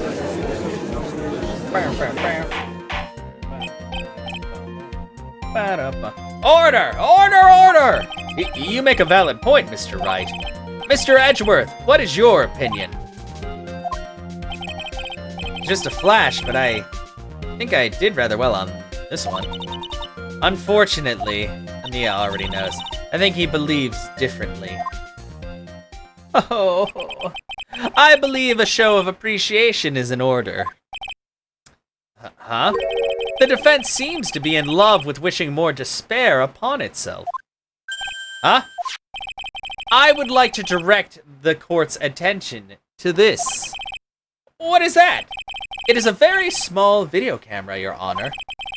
This type of camera is commonly used as a means of spying. So spying? What the? I thought that spy camera was in my possession. Matt Ongard and the victim both thought of the other as their biggest rival. They even went so far as to use this type of item to find each other's weaknesses. Wait, I'm sorry, that was too many is's. Wait, don't tell me Juan had one set up. And? The victim, Juan Corrida, was being spied on. His personal life was being watched by none other than Matt Ongard. Oh, okay, I thought it was gonna be like a switcheroo type thing. Order, order! Mr. White. Yes, Your Honor. You, don't tell me you knew about your client's spying activities. Well, sort of. Sort of is not an acceptable answer, Mr. Wright. I see you are confused, Mr. Wright. You're probably thinking, but I have the camera that was in the stuffed bear's eye. Huh? But this camera that I have is not that same one. Last night I searched the victim's house on a hunch, using this. Don't choose Bug Sweeper.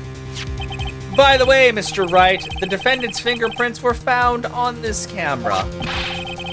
Matt Ongard's fingerprints were on there. Well, Phoenix, looks like those cameras were hidden all over the place, huh? What am I supposed to say to that evidence? I think this is the end. It's fairly obvious that Mr. Ongard learned of the suicide note through this. He was watching the victim all along. Oh, he got me good this time. I don't have anything to counter that. Or do I?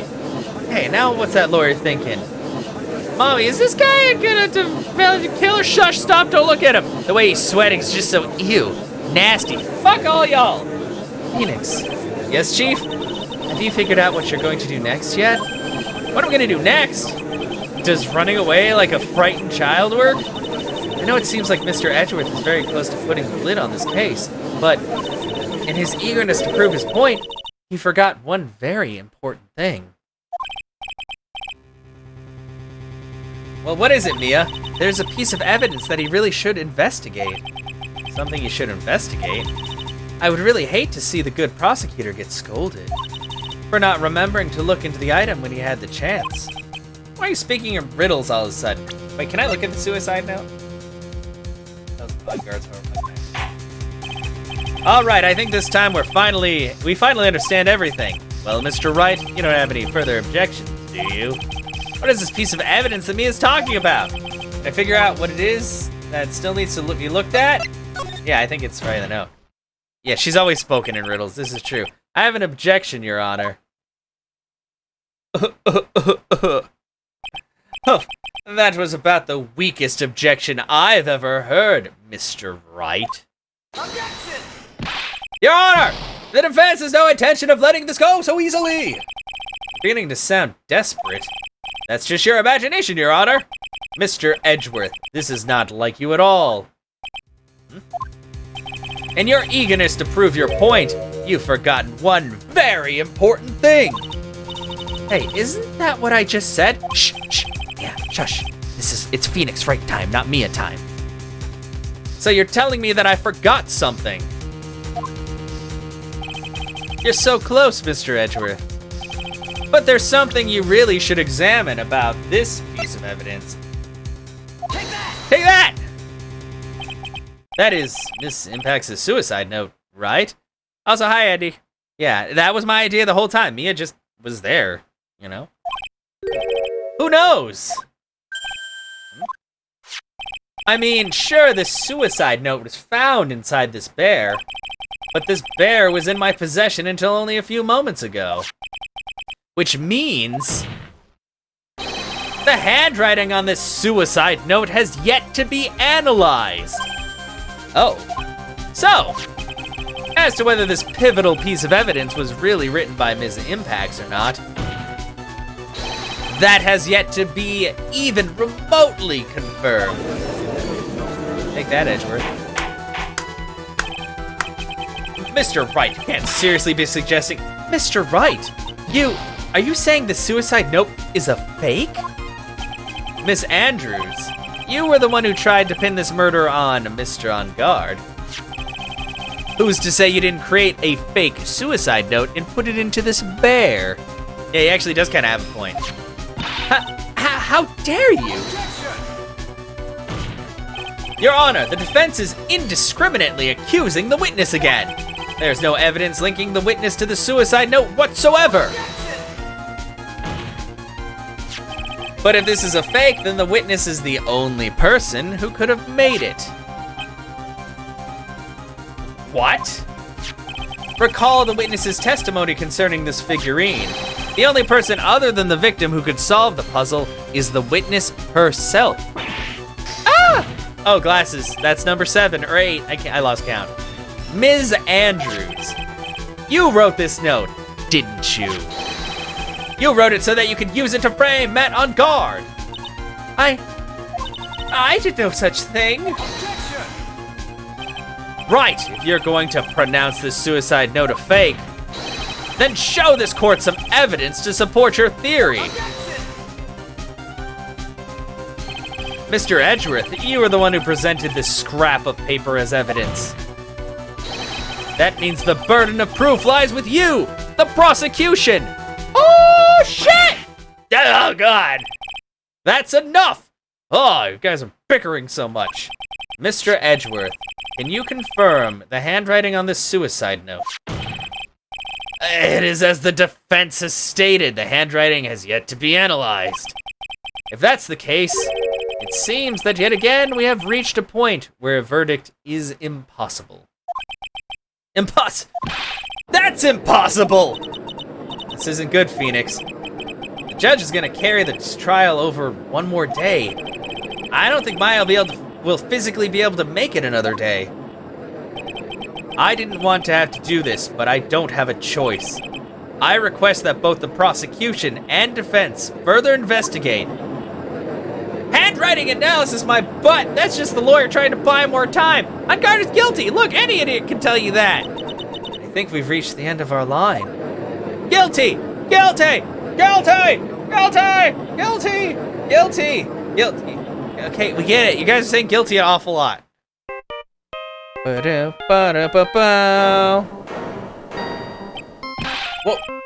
is that sound?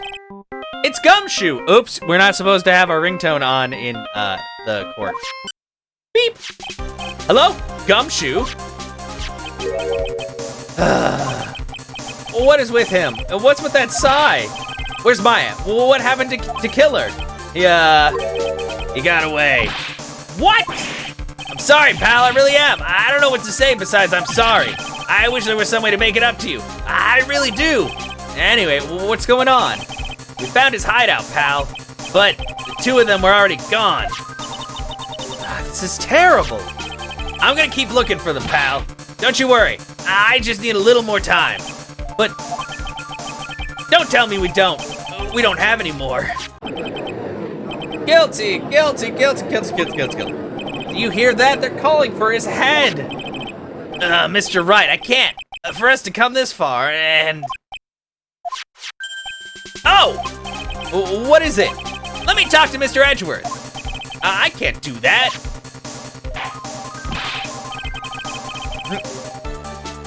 Mr. Wright, would you please get a hold of yourself? Yes, Your Honor. I am about to end today's proceedings. You may take your phone calls after. Hold on, Your Honor. Edgeworth, catch! Take that! Take that! What is this? Mr. Edgeworth? Please, you gotta buy us some more time. Court is in session. Ah, you fucking asshole! Your buddy pal Gumshoe's trying to... I'm sorry, Your Honor. You were saying? Mr. Wright, this is a court of law. I'm sorry, Your Honor, but... I am reluctant to do this. However, and then like Edgeworth is like looking through, he's like, where's the nudes? However, it appears that I have no choice but to suspend proceedings until tomorrow. This time, I really can't do anything.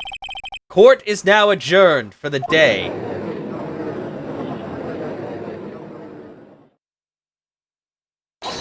Objection! Please wait, Your Honor. Ha! Edgy, you came back to me. He always comes back to me. Edgeworth? What is it, Mr. Edgeworth? I humbly request another 30 minutes of Your Honor's time. For what purpose? We can perform the necessary tests on this piece of evidence in that time. Can you really obtain your results in 30 minutes? I believe we can, Your Honor. But wouldn't it be better if we adjourned for today and then reconvene tomorrow? 30 minutes, please, Your Honor. That's all I am asking for. Please, Your Honor! Very well. At the prosecution's request, this court will now take a 30-minute recess. But be advised that I will not allow another recess today. I'm not sure if this is helping or hurting us. The court will now take its final recess of the day. Holy shit, this is only one part of the trial and we are like 2 fucking hours in. How long is this trial? March 23rd, 2:04 p.m., District Court, Defendant Lobby number 3. Right, well, what's going on with Maya's situation? The killer, it looks like he got away again. 30 minutes, we can't find her in that time. Ugh. Huh? Beep. Report! Ah, is that Mr. Edgeworth? We don't have time, just spit it out. We're right, it looks like we just missed them, sir. But the killer left a few things behind by accident and is rushed to get away. A few things? Can we use any of them as evidence? Oh, I thought you'd ask, pal. Well, I guess, but I didn't talk about it too long. In corpses. There was a lot of things that happened. I've got the things he left with me right now, and I'm on my way over. Really? That's odd. Any items like that are usually sent to the crime lab first. We don't have time to wait for those guys, sir. When those guys weren't looking, I swiped the stuff and ran. Oh, Gumshoe. What? Well, I'm not a detective anymore, so I had to. I'm really sorry, sir, but I gotta put the law on hold for now.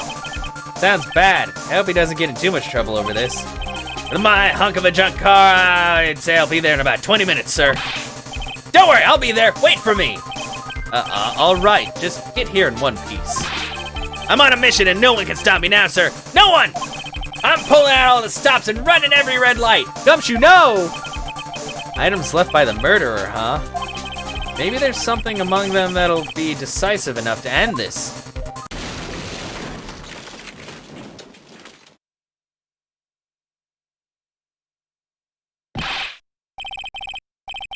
Hey, what's wrong? Detective Gumshoe, answer me. Did he crash through the fucking door? He crashed! No one can stop me. No! He fucking crashed! He crashed! Gumshoe! Are you gonna die, Gumshoe? What happened? It sounded like he had an accident. I'm guessing he broke his cell phone as well. Gumshoe? Gumshoe? But what was he thinking? We've got to hurry and call for help. We have no idea where he is. His cell phone is broken and he wasn't driving a patrol car, so no radio either. Also, if we don't get to those items before they do, the police will take possession of them. Ugh, no, we can't let that happen. Well, if there's a way we can find out where he is, then we can stand a chance. Oh, why did Gumshoe have to get into an accident now? Oh, this guy.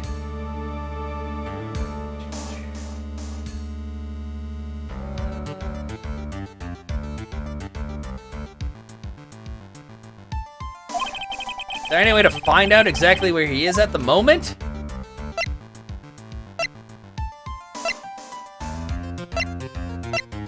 There is a way. That's right, there is a way. What? How? I'm sure we can find out where Detective Gumshoe is through this.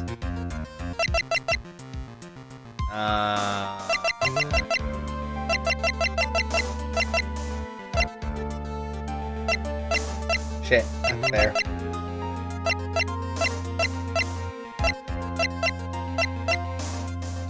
Wait, maybe it is the transmitter. No, it wouldn't be the transmitter. What all do I have? Fuck.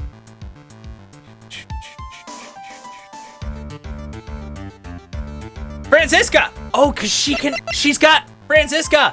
I forgot, she's got that tracking chip on him! Oh god, he's microchipped. Why are you bringing up Franziska at a time like this? Cause she's the only way to find him. Oh, I see!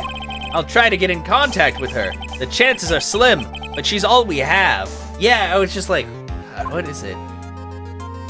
Hey there. Franziska. Will she even want to help us? Edgeworth. What is it? I don't have any right to judge anyone ever again. I know my client is guilty, but what I'm doing now, I'm pinning the guilt onto someone totally innocent and using the evidence to do so. It might be my turn to say, Defense Attorney Phoenix Wright chooses death. Right. It doesn't suit someone like you to cry useless tears. Whether you did your job well or not, that can only be seen after the verdict has been decided. The verdict? Is Prosecutor Edgeworth here? Yes, bailiff? There's a phone call for you, sir. They said it was extremely urgent. They're probably finished with the handwriting analysis. I have to go take this call. In the meantime, think hard about what it is you must do. Any criminals has been boxing skills? Yeah, well, he's huge. To be continued. Oh, God.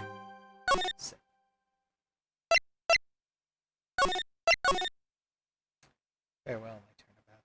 God, this trial is so long. So long. Okay, well, I'm gonna put the Be Right Back screen up really quick. It's only been here a couple of minutes. It's just so I can stand up and stretch.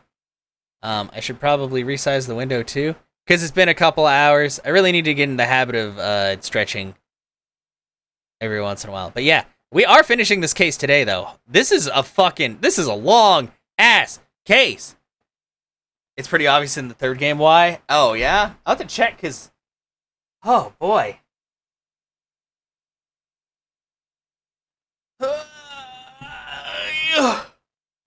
I foolishly thought I was gonna start the third game today, but my god, this game.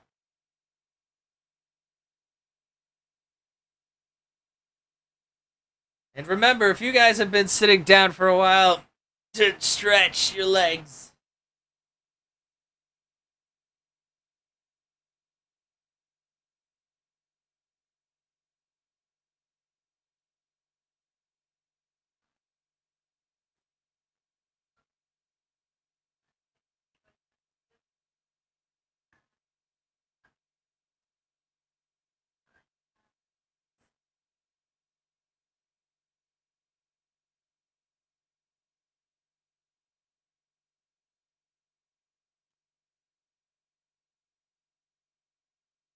Tonight's game is brought to you by Yarn. Yarn, it's a ball.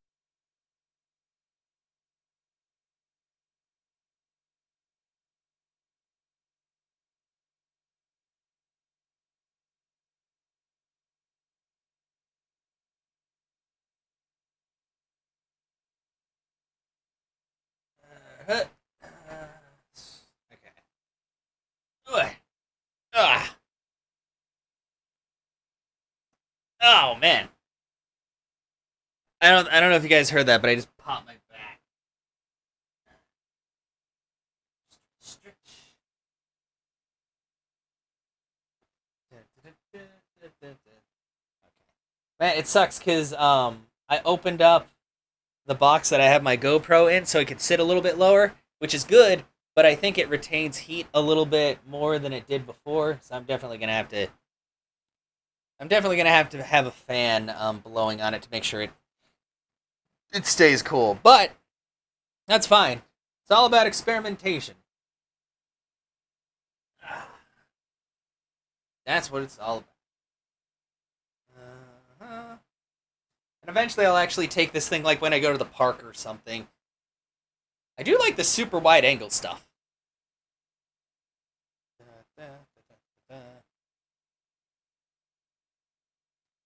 Plus it's got a pretty good camera, so... Or a camera. Of course it's a good camera. It's also got a pretty good microphone. So it should have pretty good clarity. As I did a tour of my room with it the other day, but I couldn't,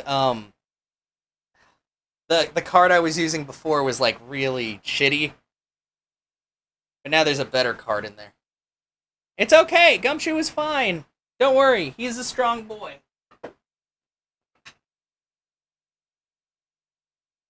And I mean, I figure Gumshoe has to be pretty strong to withstand Franziska's whip so much.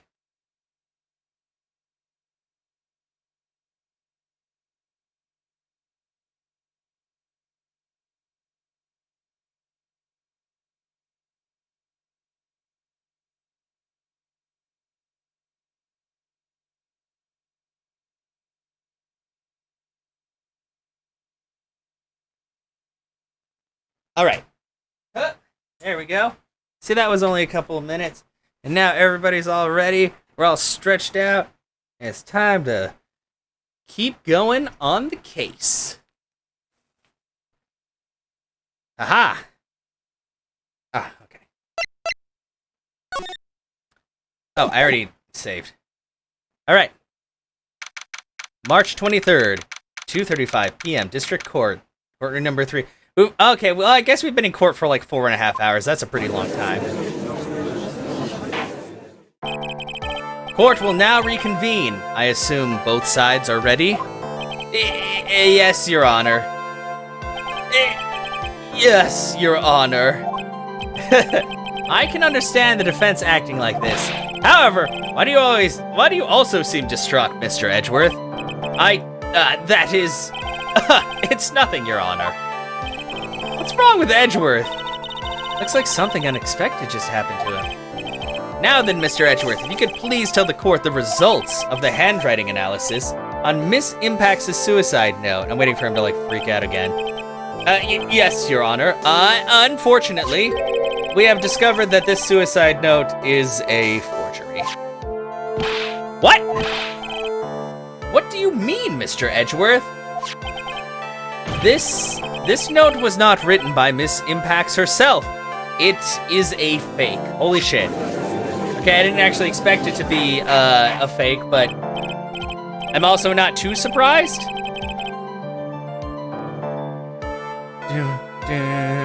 Order, order, order! Mr. Edgeworth, would you care to explain what's going on? The handwriting's different. I just said it. If this was not written by Miss Impacts, then who wrote it? We would need more time to do a more detailed analysis. However, it appears that the handwriting matches that of the victim, Mr. Juan Corrida. Mr. Corrida? Well. Looks like Miss Impacts never left a suicide note after all.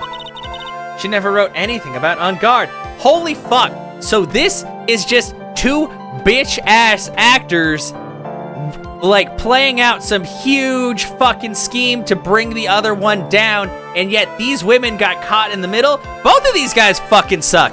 Fuck Juan, fuck On Guard, fuck the killer. All these guys suck balls. However, Your Honor, even though the suicide note is indeed a fake, Mr. On Guard could not have known that, and so that fact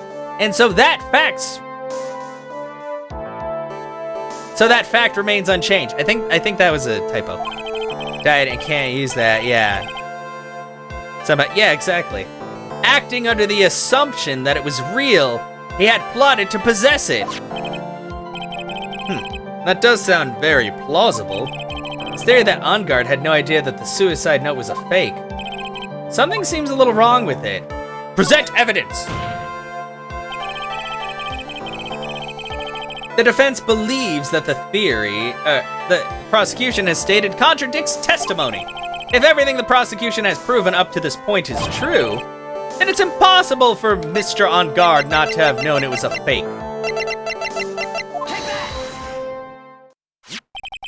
What is this little item called again? It's a spy camera. It's not that hard, Judge. A video camera, or well, I guess it's just a video camera. Your Honor, well, a very small one, but oh, that's right, a camera. Aw, you kids and your fancy toys nowadays. Mr. Edgeworth, earlier you claimed that Mr. On Guard knew of the existence of this note because he was spying on the victim. Isn't that right? If that were true, then this means that Mr. On Guard would have known that the victim had forged the note. God!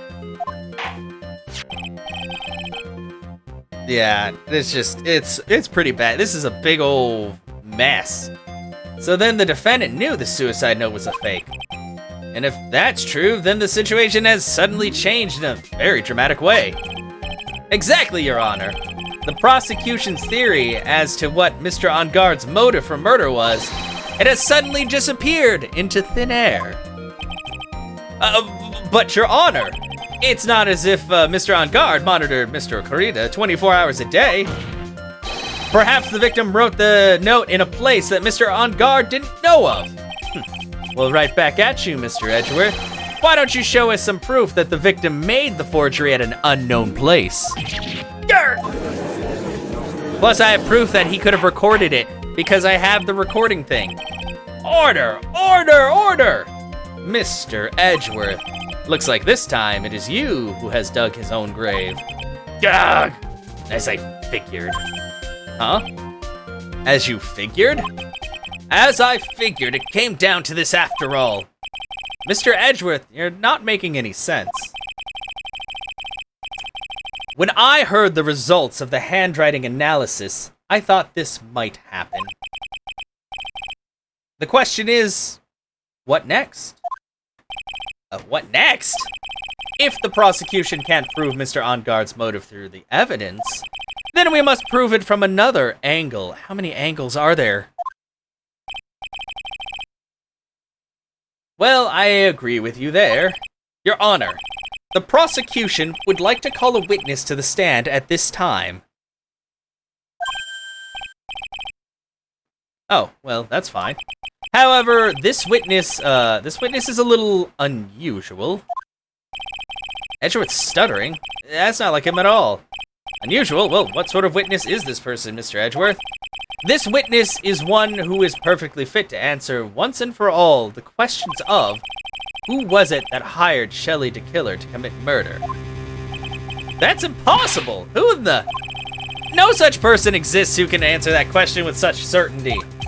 Yes, Mr. Edgeworth, who is this witness? Yes, go on, who is it? The man himself, Mr. Shelley the killer. Oh, Mr. the killer. Whoa, wait! Shelley the killer? Wait, what? How? You mean, the killer? I mean the assassin? Yes, Your Honor. He's coming here, to the witness stand? Well, yes, in a manner of speaking. I recognize that this is a very unusual circumstance, so I ask for your permission. Well, Mr. Wright? Yes? Is this all right with you? Do I have a choice here? I can't really do much else to drag out this trial. Defense has no objections, Your Honor. I wonder if it really is all right to do this. Very well then, the prosecution calls its witness to the stand. Edgeworth, is there no other way left to us? Now then, witness. Your name and your occupation, please. Ah, it's the transceiver. I knew it. I was like, there's no way that he's there. Very good, sir. My name is Shelley DeKiller, and I am a professional assassin. I say! What is going on here? Your Honor? How can you remain so calm? What is the meaning of this two-way radio? Actually, Your Honor, it was delivered to me just now, and it came with a condition. As long as we do not trace its source, Mr. DeKiller will testify to this court. So this must be what that urgent phone call he got earlier was about. Wow, this is fucking crazy. Oh no, this will not do. I cannot allow this in my court. First of all, we can't even be sure this is really Mr. DeKiller himself.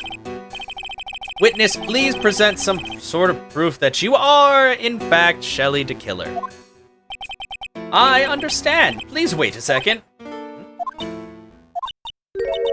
I'm so hungry. Maya! A voice! Mr. Wright, can you confirm anything from this? The defense has no objections to this person. We're satisfied that this man is indeed Shelley DeKiller. Looks like we have run into yet another unexpected turn of events. Well, it doesn't seem like we have too many choices under these circumstances, so... Now then, witness. There's one thing I would like to confirm before we speak of anything else. And what would that be?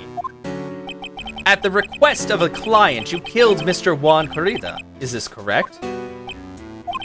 It is as you say. I did indeed kill Mr. Corrida. Oh.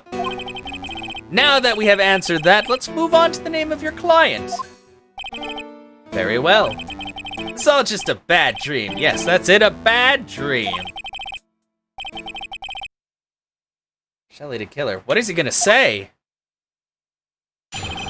Witness testimony about my client, wow. There's something I must first state. To an assassin, nothing is more important than the trust between a client and himself. And that is the reason I am here today on this witness stand. It is my wish that you grasp this concept before I give the name of my client.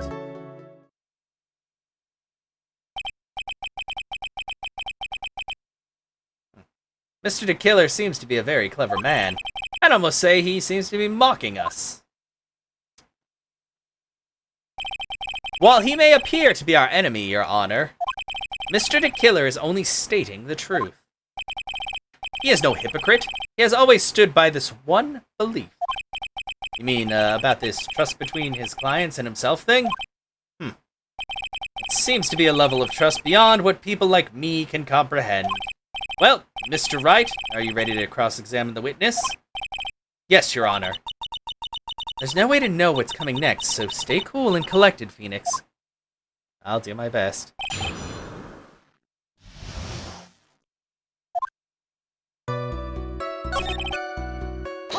Hold it! The trust between you and your client? I provide my services in a fast and efficient manner. In exchange, I trust that my clients are discreet about me and my identity. If too many people knew my face, it would be quite troublesome. That is why you're testifying in this manner? This is the first time one of my clients has ever been accused of murder. I must preserve the DeKiller name so my clients can trust me. But couldn't someone stab you in the back and break your trust?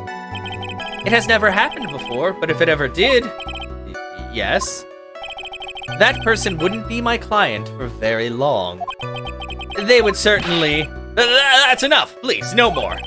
Very well, it was only a hypothetical anyway. That's the reason you're doing it, okay? That seems a little strange to me. I mean, you're about to tell us the name of your client.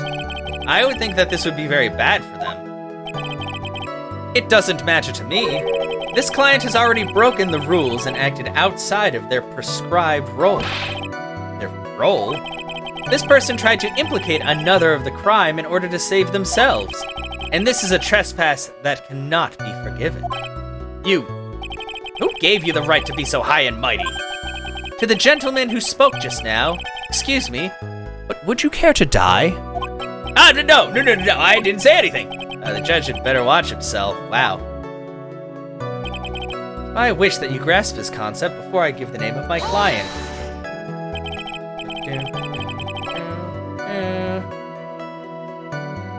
I understand, so please just tell us the name of your client. I'm afraid I cannot do that. I still have a few things to say before I do. Egomaniacal. It's not good for your health to be so aggravated. You won't live very long if you let everything bother you. Somehow, that coming from an assassin makes it less than comforting. I don't really care about this extra fluff, just tell us the name already. Patience, try to calm down a little. It's important to try and understand his mindset. He seems very steadfast and closed. Sir, you're going to have to work to get him to talk. I'm not his therapist, you know.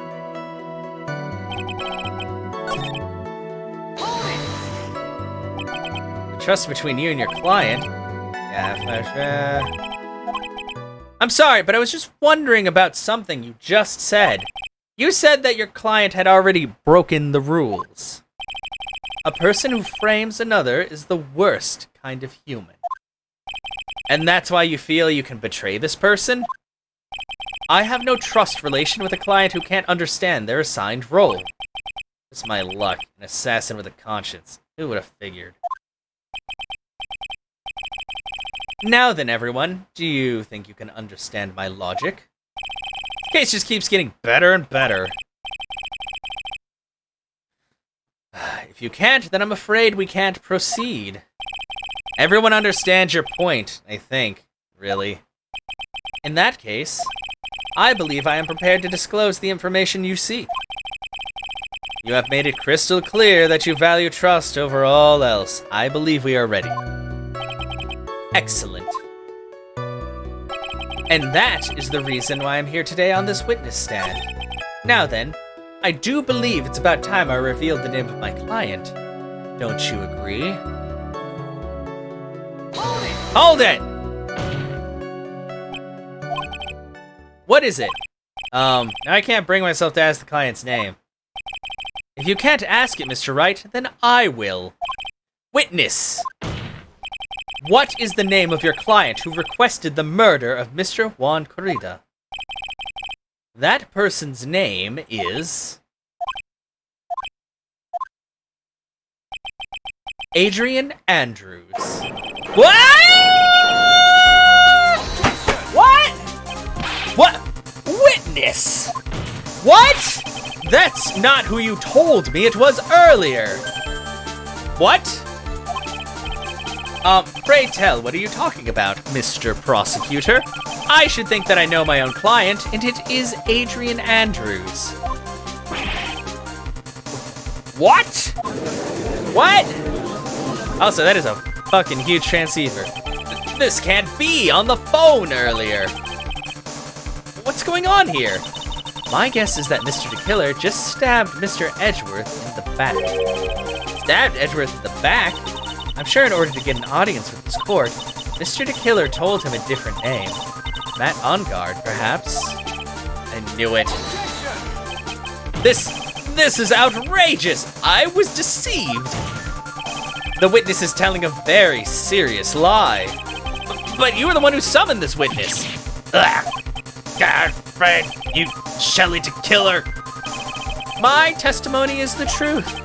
The defendant at the moment is Matt Onguard, am I correct? All I wish to do is help procure his acquittal. Wow. All of a sudden it feels like we can actually win this. Yeah. But, I don't know about this. The prosecution has failed to provide a motive and has, instead, provided this suicide note, which is a forgery created by the victim. Furthermore, there's a possibility the defendant himself knew it was a fake. But most definitive of all, we have heard it from the assassin himself, the name of his client. Mr. DeKiller's client who requested the murder was not the defendant at all. No. With all this evidence, it's obvious to me that this means that Mr. Matt on guard is innocent.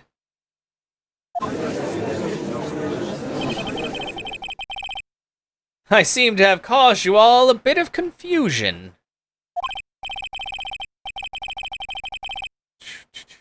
Please continue your discussion and call me when you have reached a verdict. Beep. Bailiff, please bring Miss Adrian Andrews in immediately. What now? With the way this is going, On Guard will be found innocent. This may be our last chance to save Maya. Yeah, but Edgeworth is right. The killer is lying. And On Guard, my client, I know he's guilty. Can I live with myself if I win this? Who would have believed that the prosecution's own witness would absolve the defendant? Your Honor, the prosecution requests permission to further question the witness. Shelley DeKiller is certainly lying under oath. It wasn't me! Listen, everyone, please, that testimony just now. It was all one big lie. Miss Andrews, the suicide note may have been a fake, but that man, Matt, he's the reason Celeste died. Juan's death, it was all because he got pulled into Matt's twisted world. Testimony just now, you have to believe me, it was a horrible, horrible lie.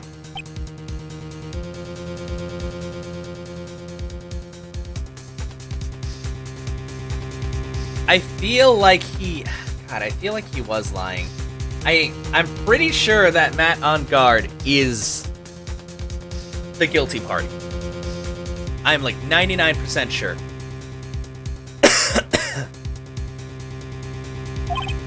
But Mr. DeKiller himself has testified.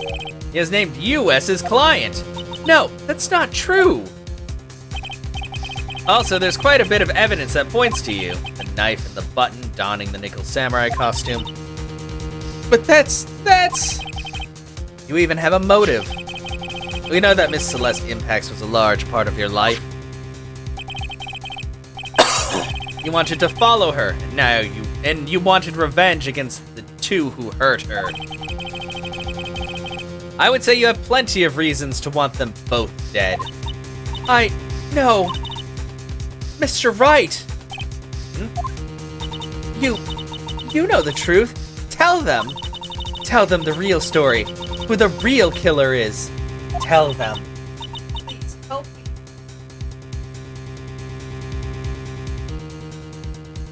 Sorry, my camera turned back on for some reason. Yes, I know the truth. Mr. Wright. Yes, Your Honor. I believe we have reached the end of this trial. Guys, I'm sorry, I just thought of something. It has nothing to do with this, but I just realized now.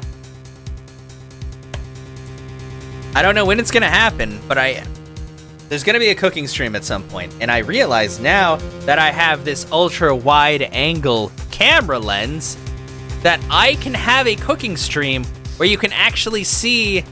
I usually use more than one camera, but I can actually like have a view of the entire kitchen and then just have the view like close up of whatever I'm doing.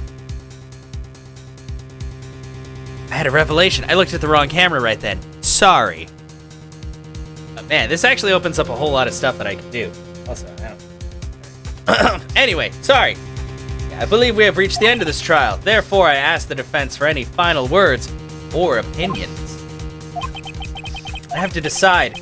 Do I take the not guilty verdict and save Maya? Or do I throw this chance away and wait for Gumshoe's new evidence? What am I supposed to do? Press the trial continue. Phoenix. Can't do it, Mia. I can't accept a not guilty. You are a lawyer. I know. But Matt On Guard is a killer. A murderer! I can't let him get away with this. I can't let someone else take the fall. If I let Ms. Andrews be convicted, then I am no better than On Guard. And even though I don't want to admit it, I have to face the fact that it is because of Edgeworth that I now know the real truth. He couldn't have gotten On Guard convicted so many times, or he could have gotten On Guard convicted so many times over, but he never took a single one of those chances. If I take this verdict right now, I'd be betraying his trust. His trust?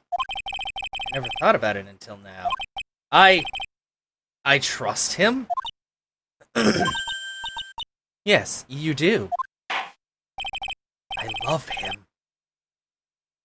I mean, trust him. Mr. Wright, your opinion, please. The defense requests that we be allowed to further question Mr. DeKiller. Am I hearing you correctly, Mr. Wright? Right. But, that witness has cleared your client through his testimony. Your job here is done. I'm not done yet. To see through witnesses' lies and find the truth. That is my job, Your Honor.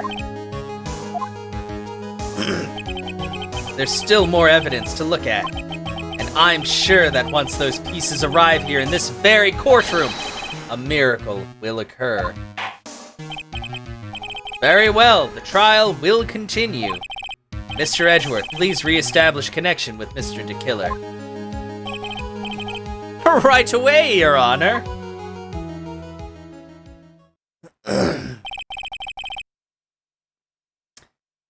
Has a verdict been reached? Before that, we would like to talk with you a little more. About?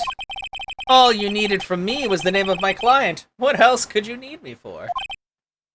Just forget my, yeah, well, she said to get the guilty verdict no matter what. So you know what?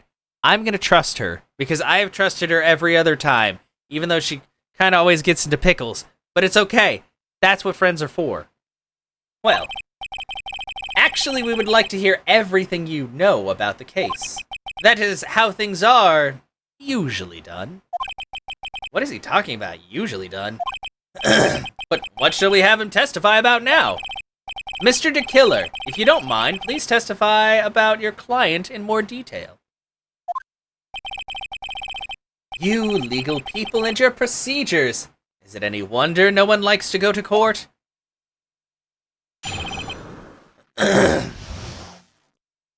No, they don't think about that, Andy. We don't think about... Yeah, friends are for pickles. About my client, part 2. As I have already stated quite a few times, Adrian Andrews is my client. However, food has been devoured, child has been entertained, wine has been poured. Hell yeah! It's party time, Seer! Welcome back. We are gonna crack this case wide open! However, one thing I simply cannot overlook is tampering with the scene of the crime. My client did it to frame another for the crime, while pretending to be the first person to discover the body and enter the scene. Adrian Andrews already knew from the very beginning that Juan Corrida was dead. But even more appalling is the creation and planting of the knife and button. That act is what I was referring to when I said the client had broken the rules.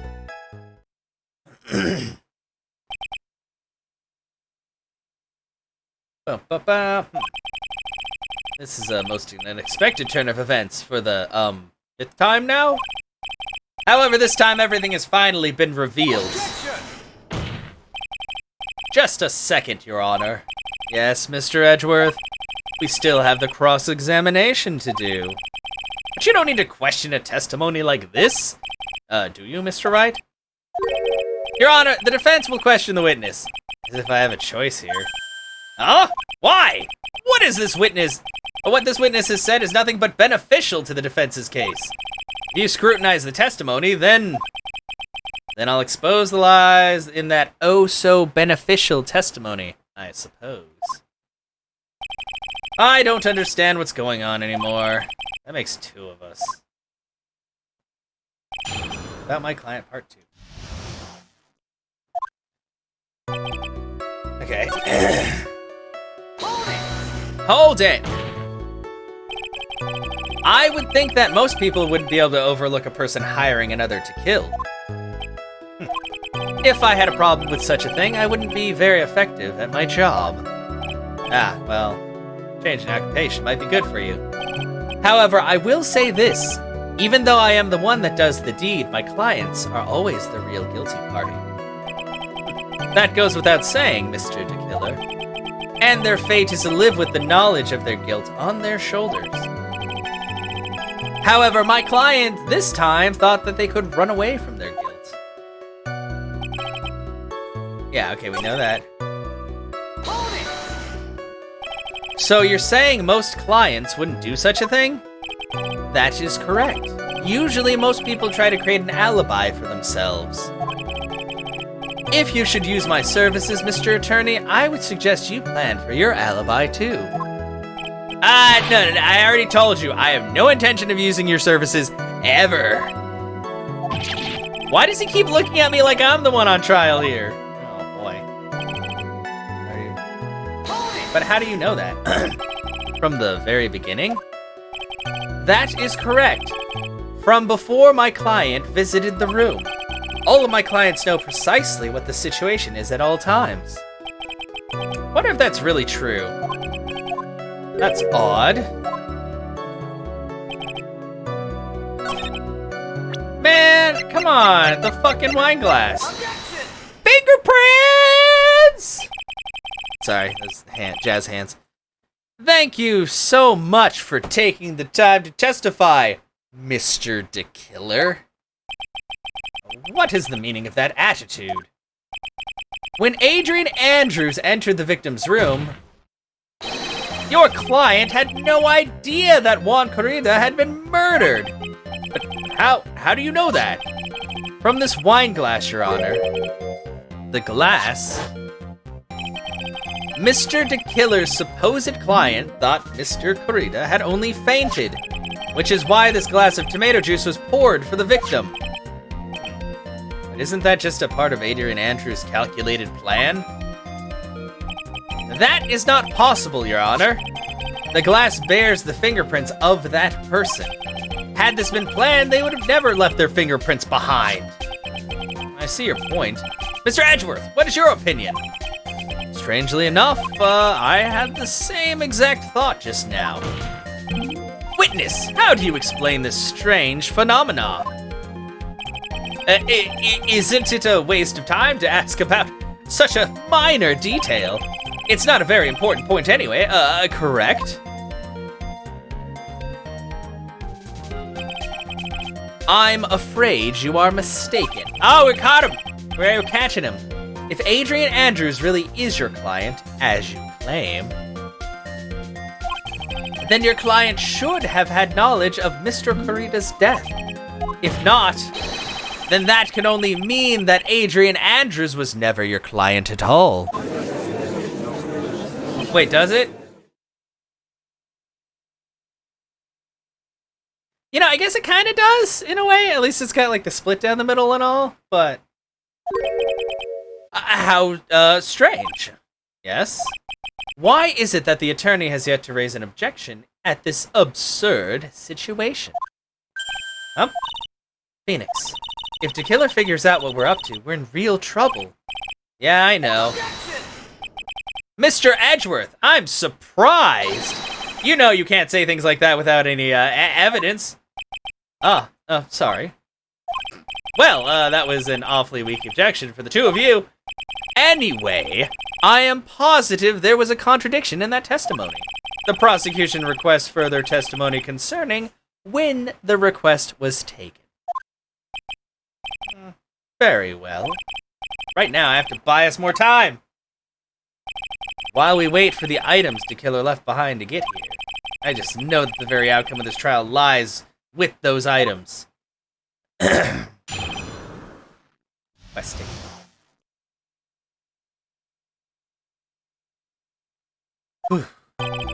This request came to me, about a week ago. It was a request for my services on the night of the awards ceremony.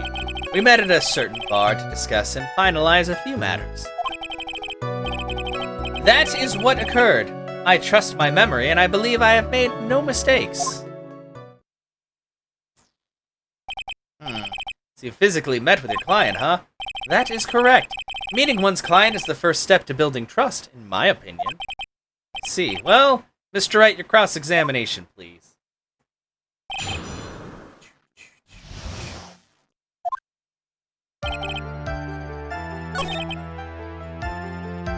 Yeah. What bar? So you physically met Adrian Andrews, right? Of course I did. What was that? What was that with the brief pause? Hey, that's like when Dez asked if I was a bottom, and I was like... And then apparently that just means you're a bottom. Anyway. Press further. Witness, I would like for you to give us a few more details. I always meet my clients as a matter of principle. I have never taken a request by telephone or mail. And why is that? That's because I value the trust between a client and myself above all else. And the only way to establish that is to speak to the client while looking them in the eye. Well, Mr. Wright, is the testimony just now of any importance? Not really. Why he meets his clients is not important. That wasn't the point. Witness, please stop sidestepping my question. What do you mean by that? My question was, did you really meet Adrian Andrews in person? I have already told you, Mr. Wright, I did. It was only through talking with him face to face that I began to trust him. That's not lady pronouns. You fucked up the pronouns! Fuck you, Mr. Killer! That's when I thought, I can trust this person as a client. It's true what they say about talking face to face. Well, Mr. Wright, was that testimony just now of any importance? Yeah, it was super important! If I heard what I think I heard just now, then I think I've got him! Your Honor, I believe the testimony just now was of the utmost importance. Really?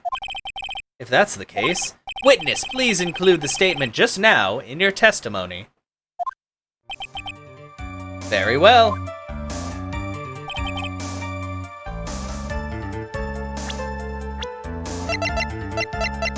But Adrian Andrews is a lady! Objection! I would like to go over this one more time. You met Adrian Andrews at a bar and took the request at that time. Yes, that is correct. And that's when you thought he was trustworthy. How many times must I repeat myself? Yes, that is correct. I'm sorry, but that is an impossible tale. What? Shelley to Killer. You have never met the real Adrian Andrews. Why would you say that? Because you made one very big slip-up. About her. So what is the issue? What did you say just now? About, her? If you had ever met Adrian Andrews in person, one look would have told you that she's a woman. A super hot woman, you jerk. Oh, okay. Cool, you broke the transceiver. Order in the court. Mr. Wright, what is the meaning of this? It's exact... This judge is so dumb. This witness testified to the following. That he always meets face-to-face with his clients when taking their request. But he's never met Adrian Andrews in person. Yes, Your Honor, that is exactly the point. Are you that dumb? That means Mr. DeKiller's client could not have been Ms. Adrian Andrews. Ew, gross. Oh, I hate it. Oh, ew, that's icky. That's nasty. Please stop.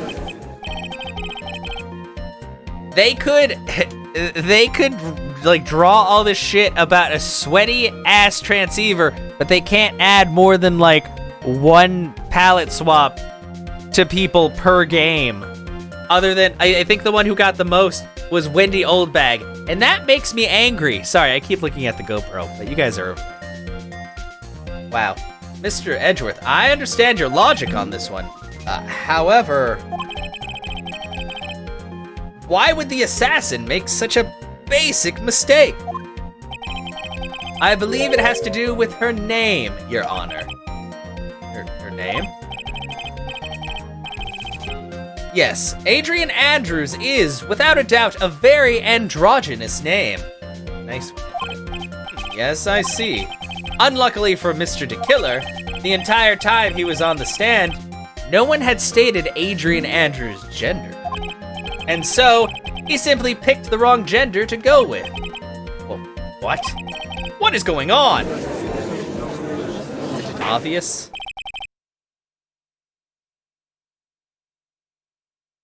Shelley DeKiller.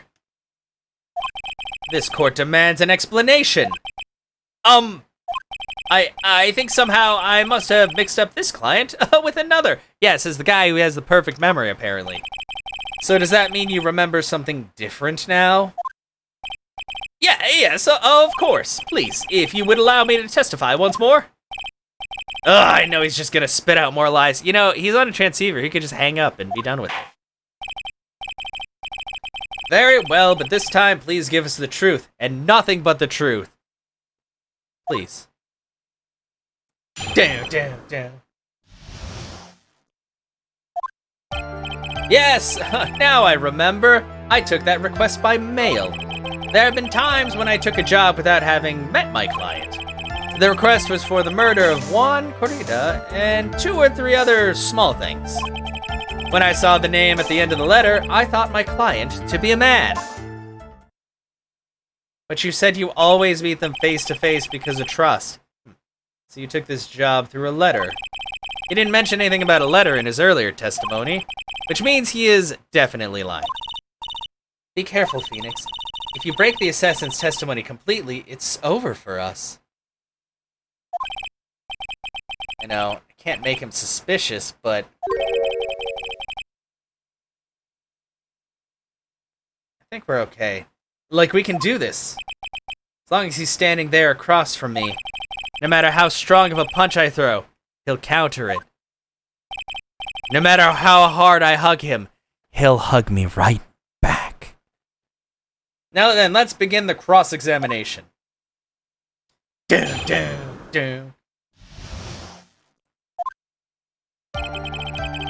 now I remember I took that request by mail.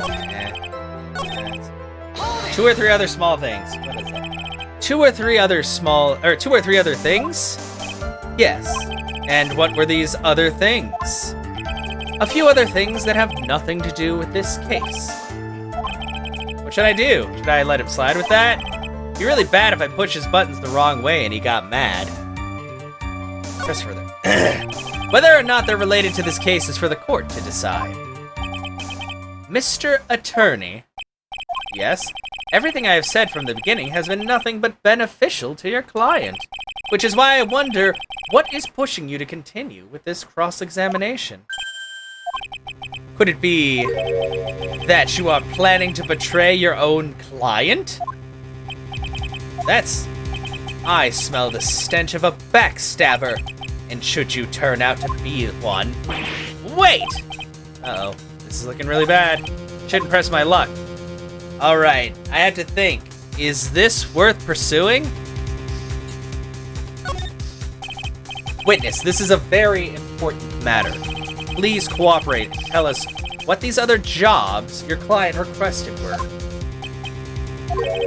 If it's truly that important, I suppose I don't have much of a choice. The bear figurine. The bear figurine?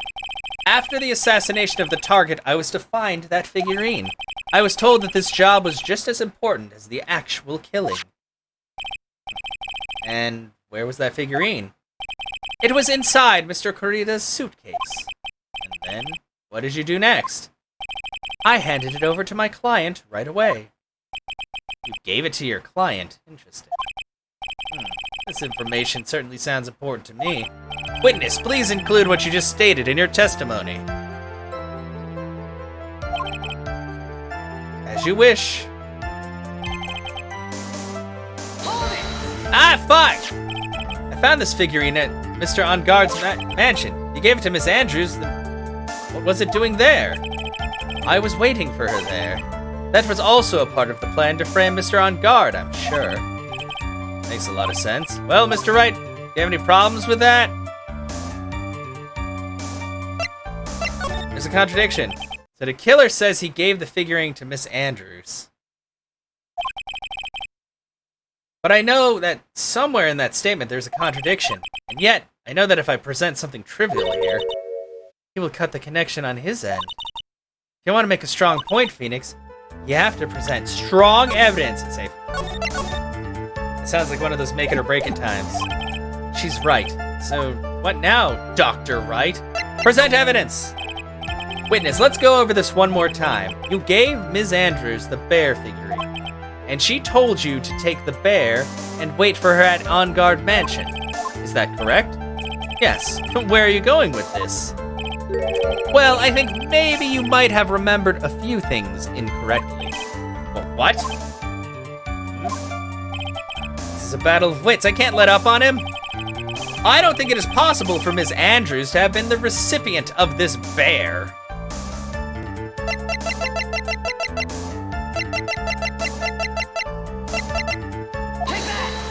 Not the bear. Shelley de Killer. If you had really given the bear to Miss Andrews, then this item should not have been inside it. This item? I see where you're going. Haha. Yep, that's where I'm going. Where is everyone going? Do I need to pack a suitcase? Ooh.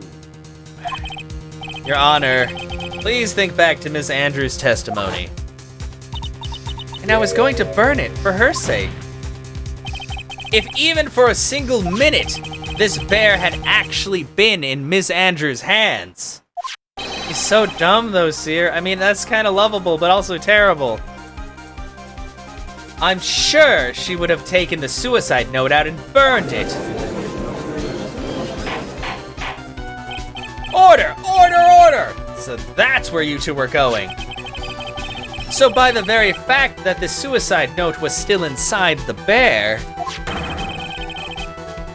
it tells us that your client didn't know how to disassemble the puzzle. Which means... It means, Your Honor, that it is impossible for Adrian Andrews to be the client. Oh!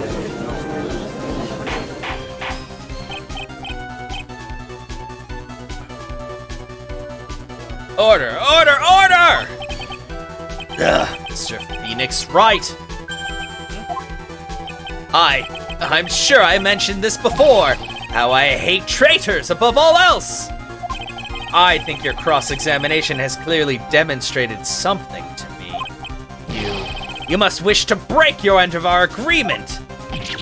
No, that's enough. If that is your intention, then there's only one thing for me to do. Wait, please! Gentlemen, ladies, please, excuse me. I have a matter that I must attend to. No, please. Not that, please wait. Mr. Attorney, bring this trial to a speedy end, and I may stay my hand. Otherwise. Ugh. Ah! Oh God, we're going a little crazy here. What in the, Mr. Wright, are you? Mr. Edgeworth? Yes, Your Honor? I didn't understand this witness' outburst just now. Do you think there's a need to hear more testimony, or is this enough? Well, we should... Edgeworth, we can't do this. If we keep this up, Maya, she'll... Prosecution, What has come over everyone? Even you are. The prosecution... rests. What is going on around here?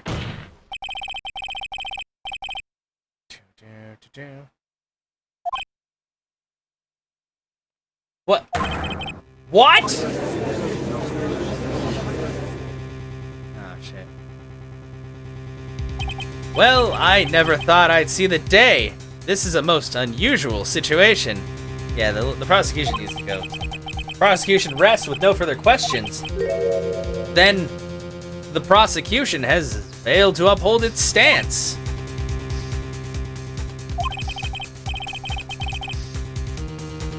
If that is the case, then, even though I am reluctant, I must believe that Mr. DeKiller's testimony is accurate. That would mean that Shelley DeKiller's client is Adrian Andrews. Ugh. Mr. Wright. Yes, Your Honor. If I end the trial here, right now, then your client, Matt On Guard, would be declared innocent. And in his place, Adrian Andrews would be charged with murder. Miss Andrews would be charged with murder! Ugh. The prosecution has no further questions, so we will now hear the defense's final remarks. Bailiff, please bring the defendant, Matt On Guard, to the stand. The items from DeKiller's hideout didn't make it in time. We tried as hard as we could, but it looks like our time has run out. Oh, I can't believe it! The outcome now lies in your hands.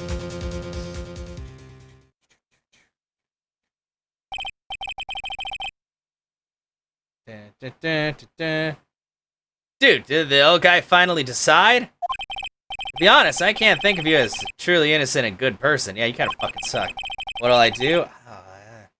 You have done enough evil to drive a woman to suicide. I'm saving the game, is what I'm doing right now. But, at least on the charge of murder, it would appear you are innocent. Ha! Oh, really? You're gonna show your true colors in front of everybody? So I guess even the old fuddy-duddy figured me out. Mr. On Guard? What an atrocious lawyer I have giving his own client up like this. And that refreshing like a spring breeze crap is just as atrocious. Don't you agree? Anyway, get on with it and pronounce me innocent already. Right, Mr. Lawyer? Should I side with justice? Or should I save Maya's life? I get On Guard a guilty sentence, okay? But if I did that, Maya will die. But if I say he's innocent, then Ms. Andrews will be charged as the murderer. Do I say he's guilty or not guilty? Either choice I make, someone's life is going to end. It all hinges on what I choose. Now then, Mr. Wright, let's hear the defense's final statements on this matter. If the person who hired the assassin was Adrian Andrews, then your client, Mr. Matt On Guard, is innocent. Huh! There's no need to ask, old man. After all, my lawyer is gonna say what I want, aren't you? Right. I can't do this, but I have to decide something. I can't count on the evidence to help me anymore. I have to listen to my heart. My client, Matt On Guard, is... You know what? Like I said, I'm gonna trust Maya. She said to get that guilty verdict no matter what. So we're gonna fucking call him guilty! Like the little bitch he is!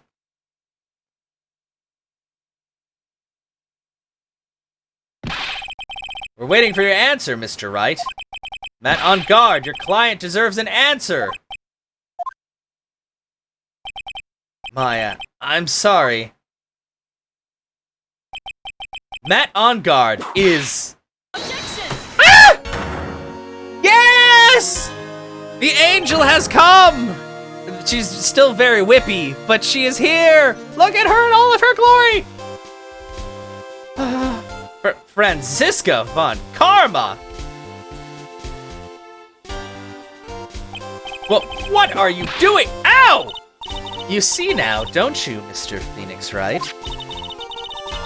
This is exactly why you should never take your eyes off that scruffy fool. She was looking for the Dragon Balls. Well, Gumshoe, I think, is in the hospital right now, probably. Did you bring them the final pieces? Do you have them? You should know better than to ask that, Mr. Miles Edgeworth. Avant Karma is perfect in every way. The evidence is here in perfect condition. Someone's balls, yeah, it's fine. Don't worry about Scruffy. He's fine, and his injuries are minor. All of the items are inside this. What a filthy old coat this is. That's Gumshoe's. I can spot his tattered rags anywhere, aw. I apologize for its ugliness, but there was nothing else to wrap the items in. I fought long and hard this whole trial, all for what is inside that raggedy coat. I'm sure that inside that coat lies a crucial piece of evidence.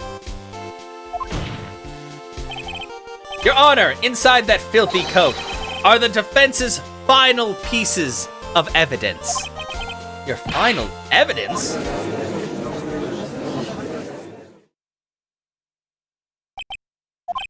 This trial is already over. All that remains is for me to hand down my verdict. I do not believe that any evidence presented now would change the outcome of this trial. What? Objection! Your Honor, it is our duty to examine every piece of evidence, down to the last. I request that Ms. Von Karma be allowed to present these pieces of evidence. I suppose you are right, Mr. Edgeworth. I grant permission to do so. However, this one obvious rule applies here. If these items do not bring up any new points, then they will not be accepted by this court. Now, Ms. Von Karma, if you please. These pieces of evidence are items left by DeKiller during his escape from the police. He must have been in quite a rush. Yes, Your Honor. DeKiller left 3 pieces of evidence. Somewhere among the evidence we're about to see, there will be something that will turn this whole situation around. Like a miracle. I'm sure of it. That is all we can hope for. The first item is a pistol. Does DeKiller's pistol have anything to do with this case?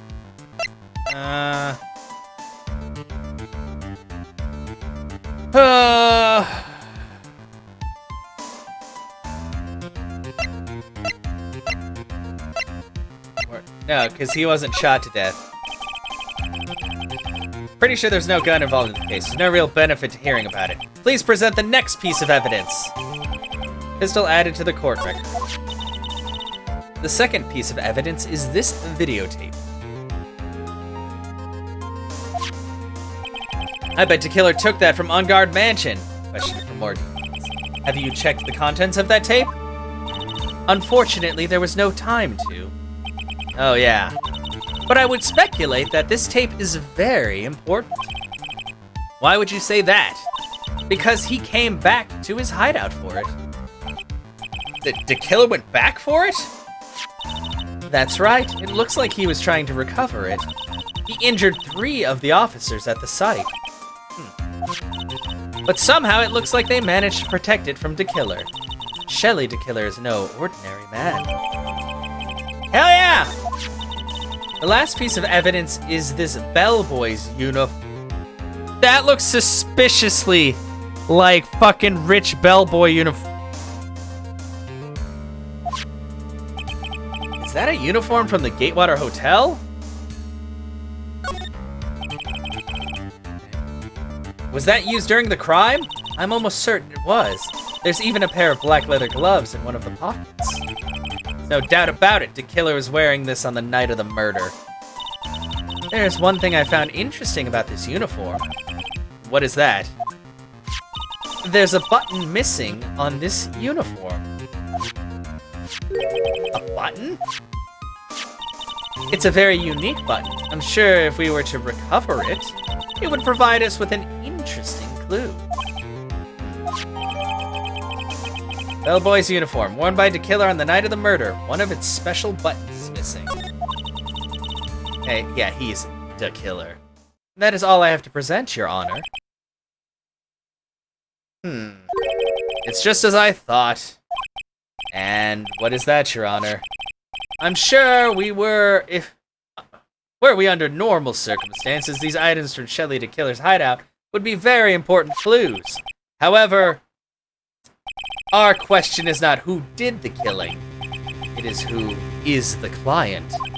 Yes, that is correct. And these 3 items do not tell us anything about that. Thank you for your hard work, Ms. Von Karma. You may step down now. Hold it! Fuck that. Wait, Your Honor! Please allow me to examine this new evidence.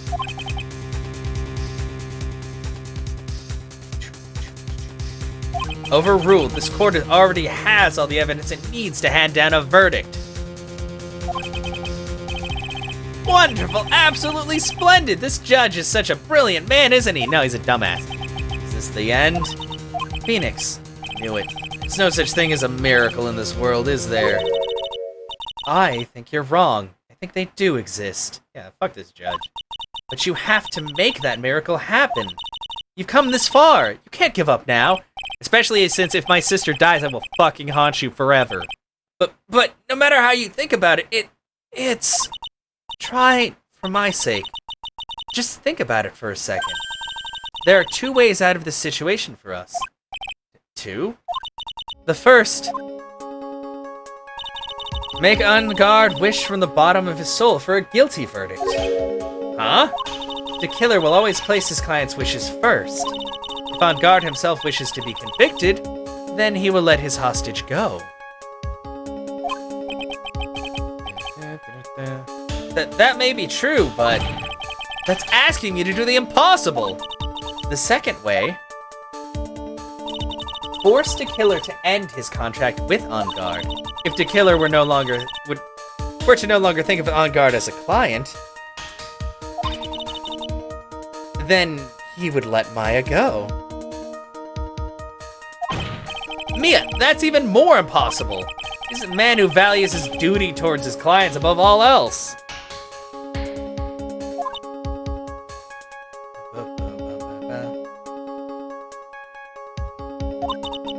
I know both of these seem like impossible feats at first, but if you could make either one happen, it would truly be a miracle. The bigger problem is, the judge has already said he doesn't need any more evidence. The pieces he was just shown, he's not accepting them.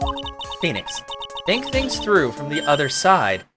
Isn't that what has always worked for us?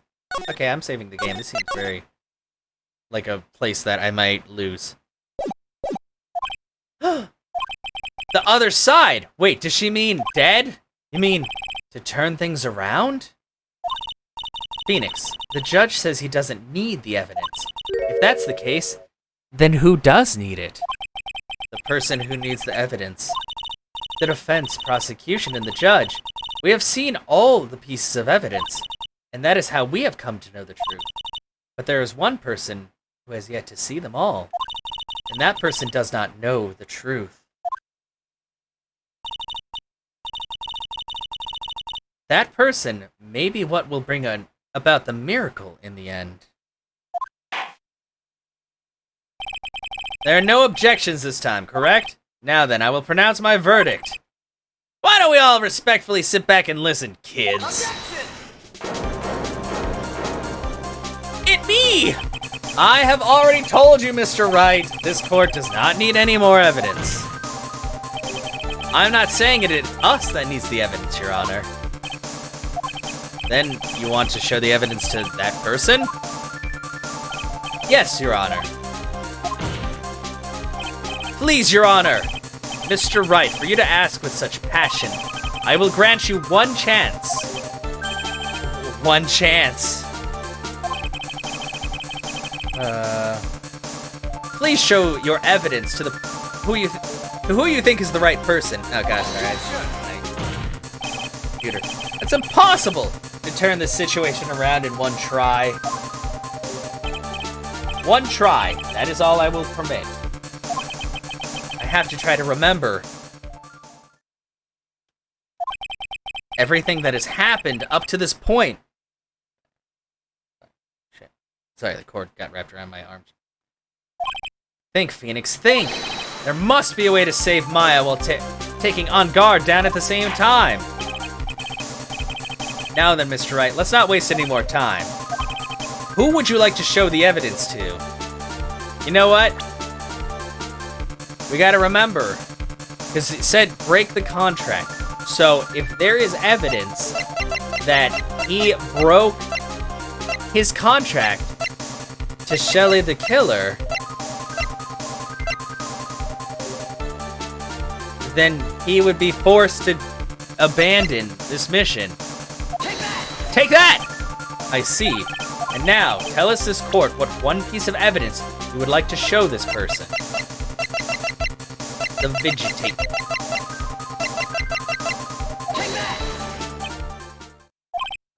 Well, what do you think, Mr. Edgeworth? I think there is some merit in showing this evidence to that witness. Bailiff, please bring me in the transceiver from earlier. Alright, it looks like I managed to convince him.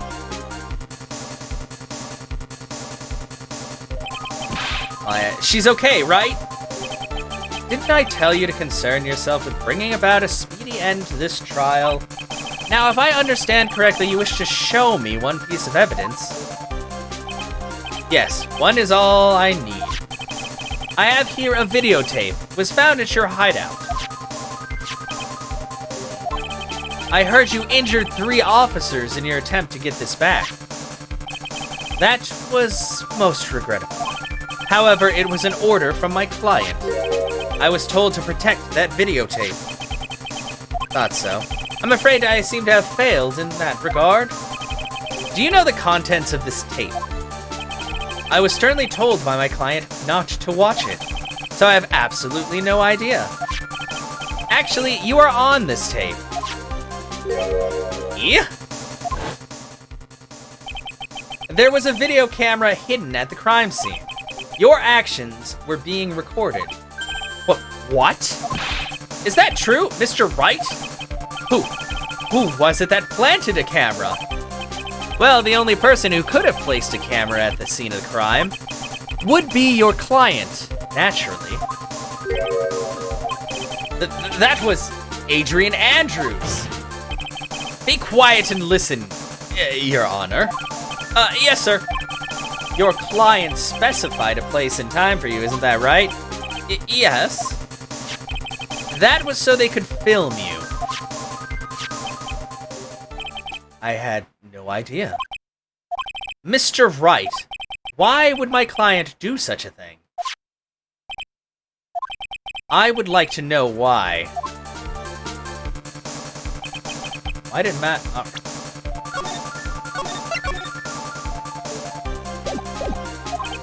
The reason why he did that is my ticket out of this whole mess. There's only one reason why your client would secretly film the crime scene. They... blackmail you.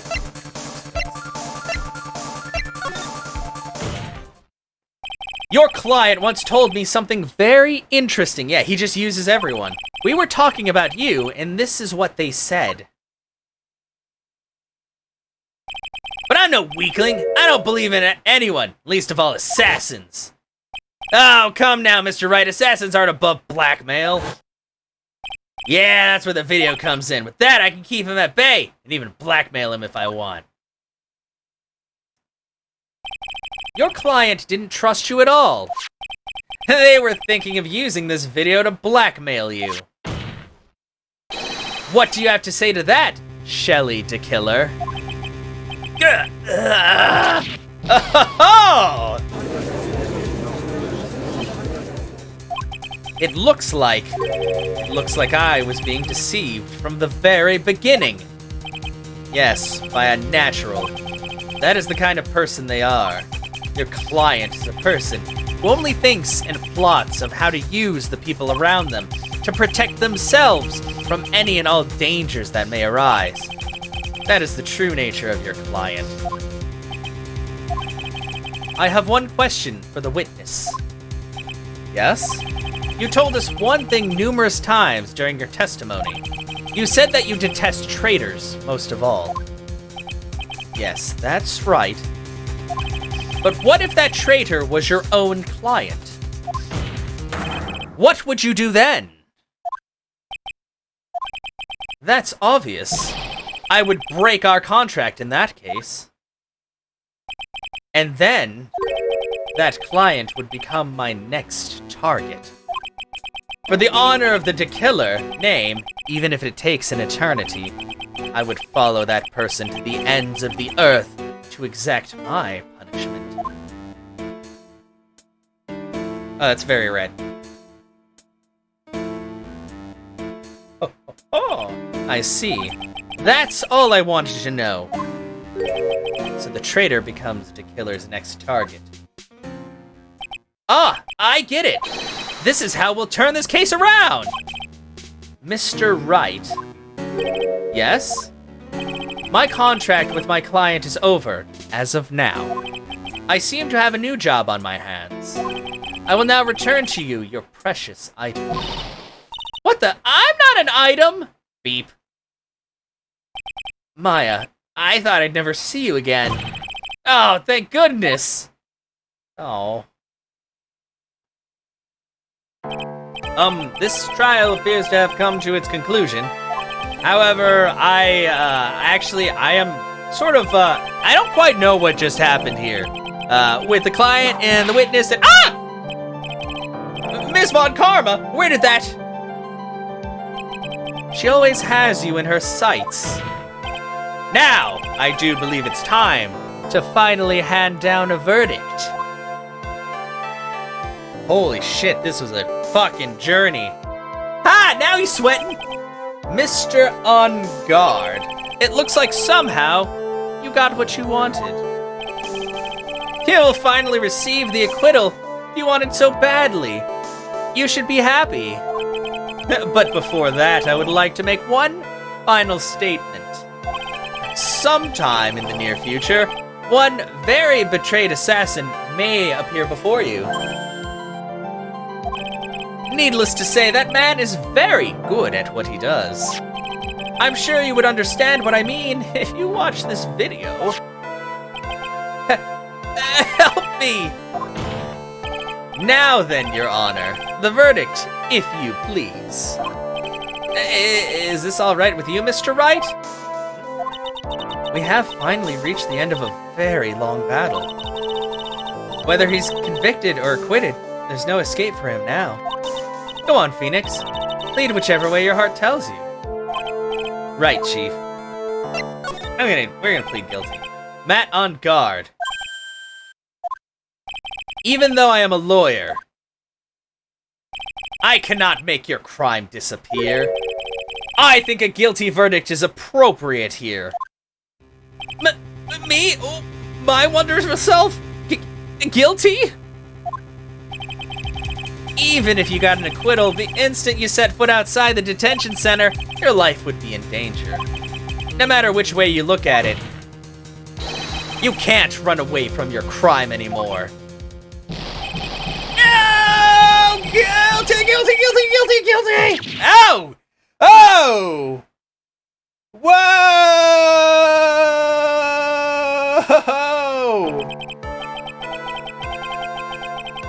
Whoa! Sir! Calm down! Jesus Christ! Okay, I think he's more in danger from himself than anything else. Yeah, that guy's a little crazy. As always, it looks like we have uncovered the real truth. Stop listening. I don't remember you helping out much in this. Yeah, seriously, this judge sucked. Balls. Mr. Edgeworth, how is Matt on guard? So, yeah. I have left Ms. Von Karma in charge of his incarceration. I'm sure he's getting a full-course meal of whip leather right about now. Very good. That was a close one, wasn't it, witness? Yes. I plan to pay my debt to society for my own crime, Your Honor. The first time I was called to the witness stand during this trial, all I felt was despair. She must be talking about the time Edgeworth really went after her. I guess she's trying to forgive him for what he did. This witness, how shall I put this? She has an illness. If you're going to say you would choose death, that is of no concern to me. And now it turns out she's like fucking in love with Edgeworth. I bet. But after that, when I was alone at the detention center, that's the first time I really saw myself for who I am. And today, when the two of you used your combined strength to convict Matt, I felt like I had finally been saved. Aww. Aww! Wow, this is the first time I've ever seen her smile. I know. Damn. We're good boys. We good boys. I am really happy that you two were in charge of this case. I really don't know how to express how I feel at this moment. This is the first time I felt comfortable with myself, with who I am. Thank you so much, everyone. Good job. Oh. Excuse me. Something in my eye. Looks like we have resolved everything at last. As for myself, there are still a few things I'm confused about. Like your entire fucking career? I did it! We did it. God, that was so long. But everyone seems to be in good spirits, and that is good enough for me. That is all. This court is adjourned. Wow, yeah. As long as people are happy, this judge doesn't give a shit. March 23rd, 5:14 p.m. District Court, Defendant Lobby number 3. We were in that courtroom for 7 hours. You were great out there, Phoenix. What I did out there was right, wasn't it? This is the first time you've not gotten your client off. Mia, there are so many ways you could have said that. You just ruined the mood. Oh no. You got them a guilty verdict this time. Come on! Come on! She set that up. You thought it too. Don't lie. But you have to look past all of that to what's really important. You now realize that there's something more than just getting a not guilty, right? Whatever. Sorry, I ruined your minds. Yes, I understand now. Now put those baps away. Oh man, it's a good thing that Anna's not here, because she would have been like, what are you talking about? I'd be like, oh no. Phoenix, think back for a second. Think to the moments before Ms. Von Karma arrived with the final pieces of evidence. Think about the incredible decision you had to make.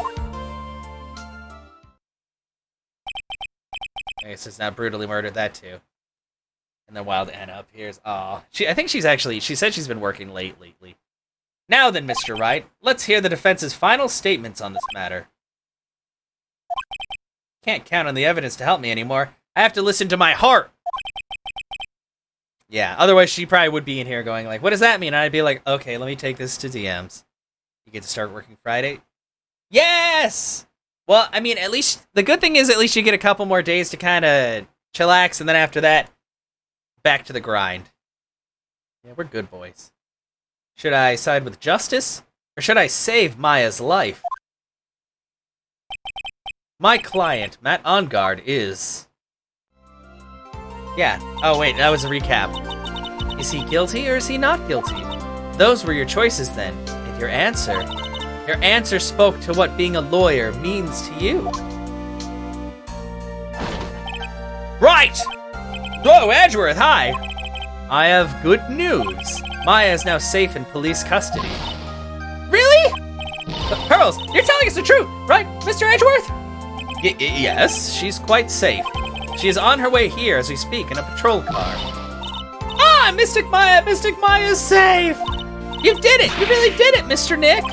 Ow, she punches deceptively hard for a kid. I believed in you. I kept saying to myself, Mr. Nick will save her. Mr. Nick will save her.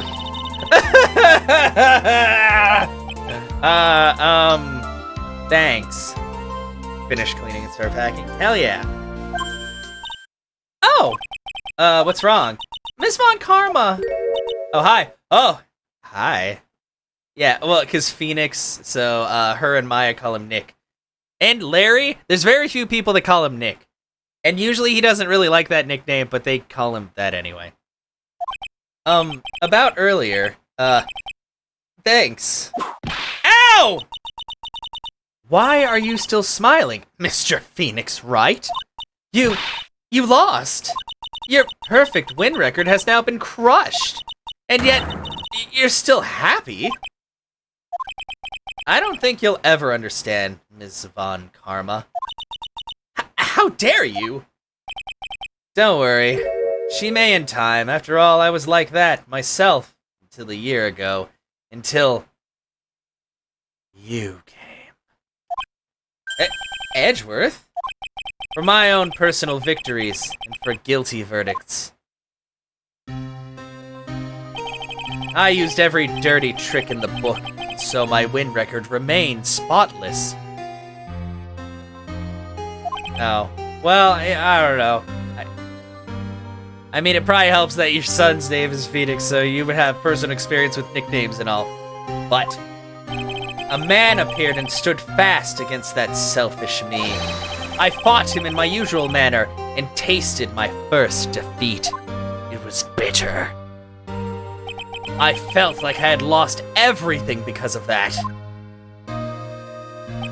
And then it was my turn to sit in the defendant's chair. And I was saved by that person I called my enemy. I couldn't forgive myself for all that had happened, so I left the prosecutor's office. And I left that note.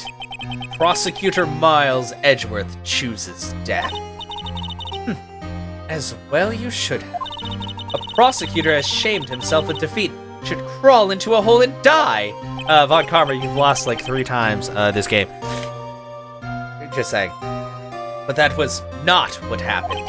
After I left the prosecutor's office, I finally came to realize something. And it was in that moment of clarity that everything began to change. What foolish nonsense. We prosecutors use anything we can to attack the defendant. But every time we did so, no matter how desperate the situation, instead of giving up like most people, that man would hold strong with his undying faith. And then, before I knew it, I began to trust in that man as well. What? You trusted your enemy? It doesn't matter how many underhanded tricks a person uses. The truth will always find a way to make itself known. The only thing we can do is to fight with the knowledge we hold and everything we have. Erasing the paradoxes one by one. It's never easy. We claw and scratch for every inch, but we will always eventually reach that one single truth. This I promise you. The truth? Yes, that's the reason why prosecutors and defense attorneys exist. But I'm sure you knew that already, didn't you, right? That's why you couldn't forgive me. This man who went into hiding. Isn't that right? This man who only had his sights set on victory, who ran away into the night. Ah! Is Mr. Edgeworth right, Mr. Nick? You really let me down. When you disappeared, I felt betrayed. The reason I decided to become a lawyer to begin with was because I believed in the things you said to me all those years ago. And you betrayed your own words. That's why 1 year ago, I made up my mind. I decided that the Miles Edgeworth that I knew had died. At least, that's what I told myself. You pathetic fool! Miss Von Karma! I don't want to hear the wretched whimperings of a disgraced loser. A Von Karma is someone who is destined to be perfect. Miles Edgeworth, you are no longer worthy. You're no longer worthy of being a Von Karma. And neither am I. It's over. It's all over! Franziska threw something on the ground just now. This is an electromagnetic receiver. Isn't that the thing she used to track Detective Gumshoe? I'll return this to the precinct later. There's something else. Her whip! Ah, isn't that Miss Von Karma's whip? What? I'll never set foot in another courtroom again. I'm sure that's what she's saying by this action. You should keep this, right? It's what she wanted. Okay. Nick! Ah, it's Maya! Maya! Mystic Maya! Mystic Maya! Ah! Whoa, she's touching my titty! Okay, I'm sorry. This is a very heartfelt moment. Sorry. But just her hand. Oh, Nick, I knew you would come through! You got on guard convicted like I knew you would. And on top of that, you even rescued me. Well, of course I did. You know I would never desert you. We sure pressed our luck in this trial. You're really lucky to be standing here. Whatever. Look, it's over, okay? Besides, if I did croak, I would just come back and haunt you like a bad ghost through Pearly. I don't like that idea at all. Are you calling your sister a bad ghost? I mean, I guess she's kind of a bad girl. No, she's an adult woman, I'm sorry. Is it really that easy to do something like that? Thanks a lot, Nick. Don't mention it. Maya. Oh, Mr. Edgeworth! I'm relieved you're alright. Hey, it looks like you've made some real progress, Mr. Edgeworth. Well, I suppose I'm a little different from who I was a year ago.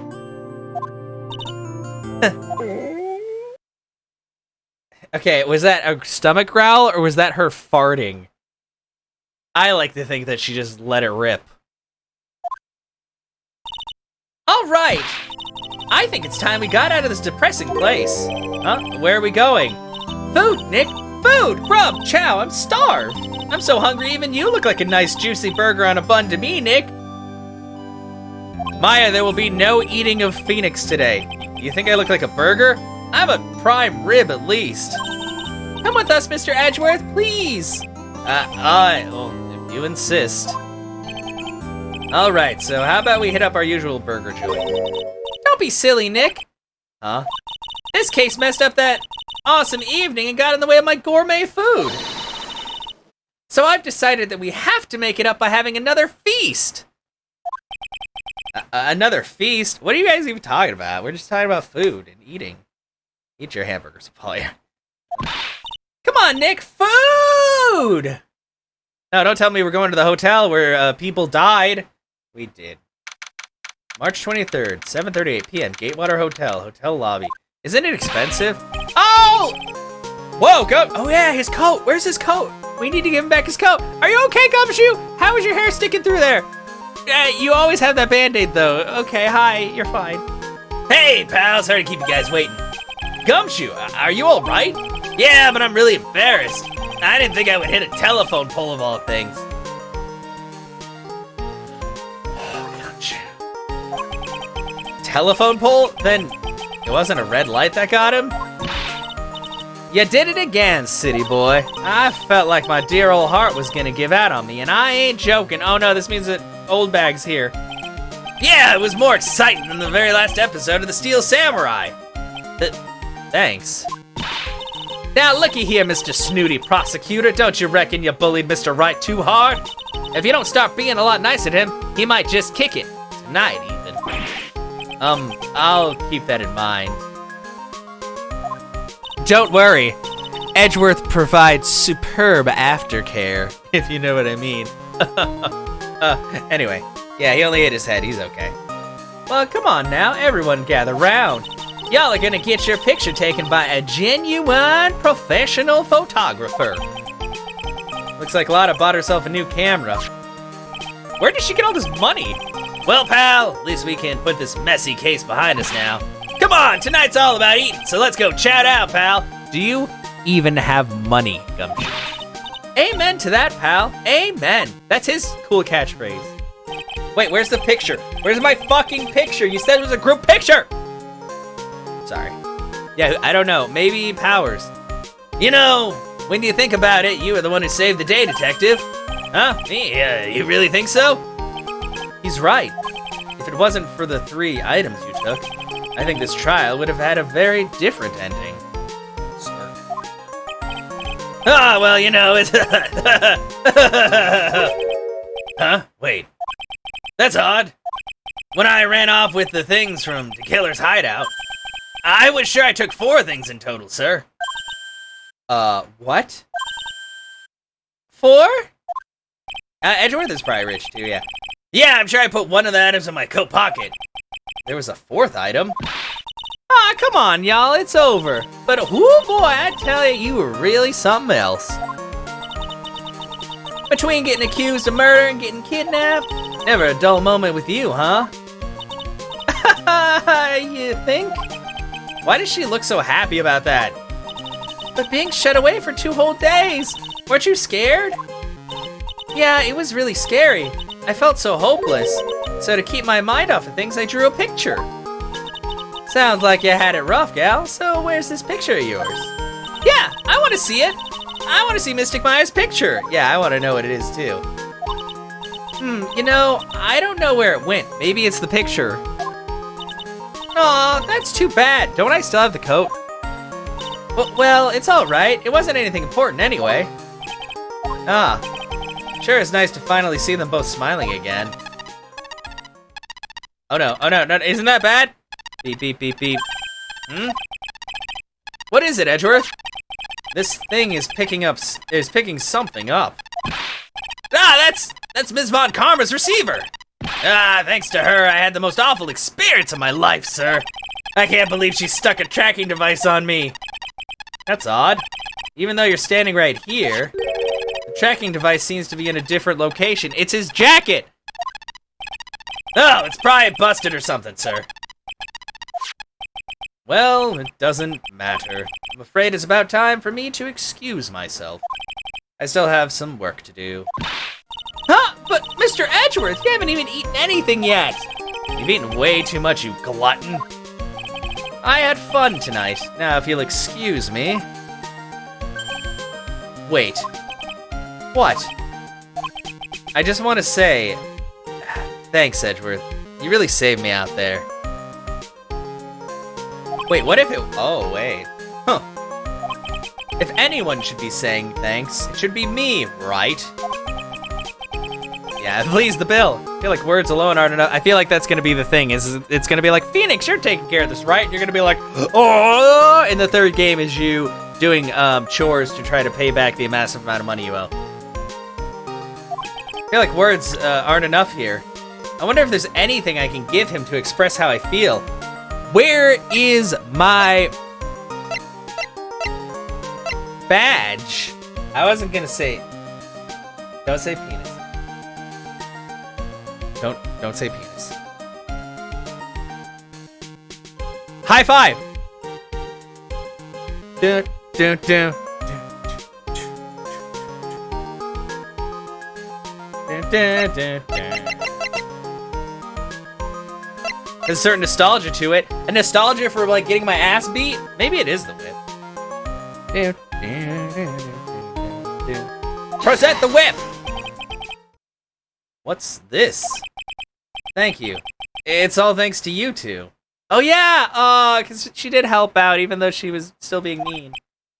You and her. I can't decide. Which one's the right one for me?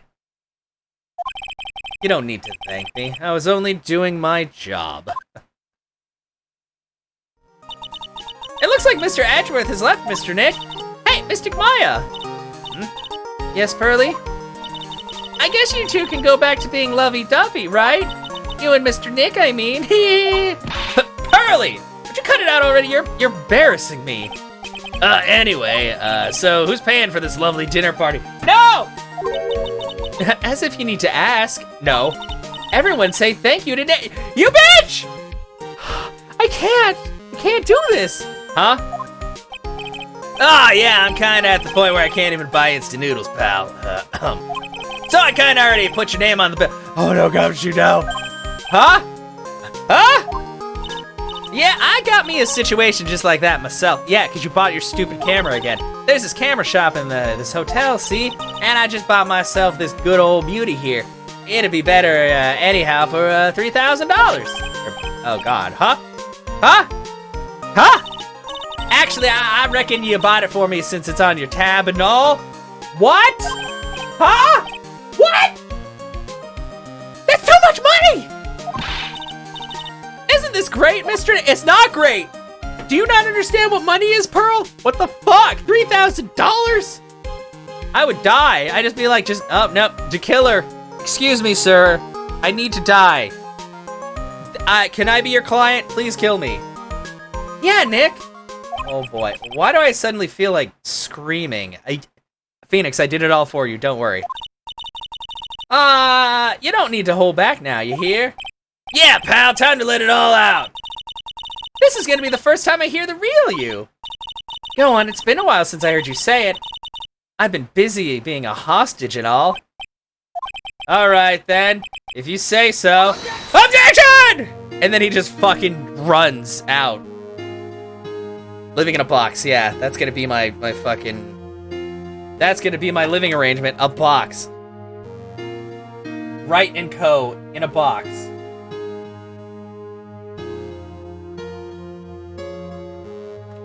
Oh, I really feel like I've been on edge lately. I mean, I escaped death 3 times now. Pretty cool, huh? I feel like a pro. Oh, no, that's not good! That's not good!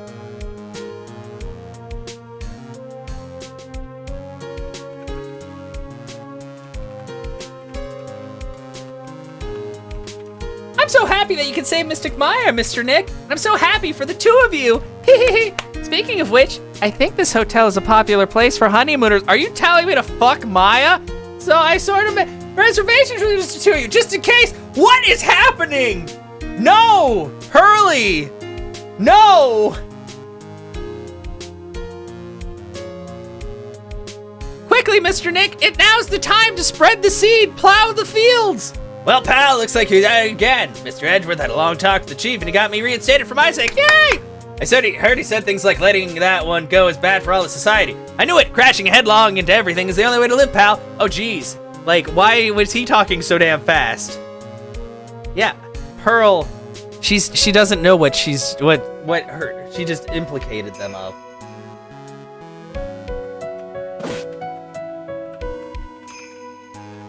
I, Maggie Bird, am retiring this uniform as of today, sir. I'm gonna be a waitress from now on.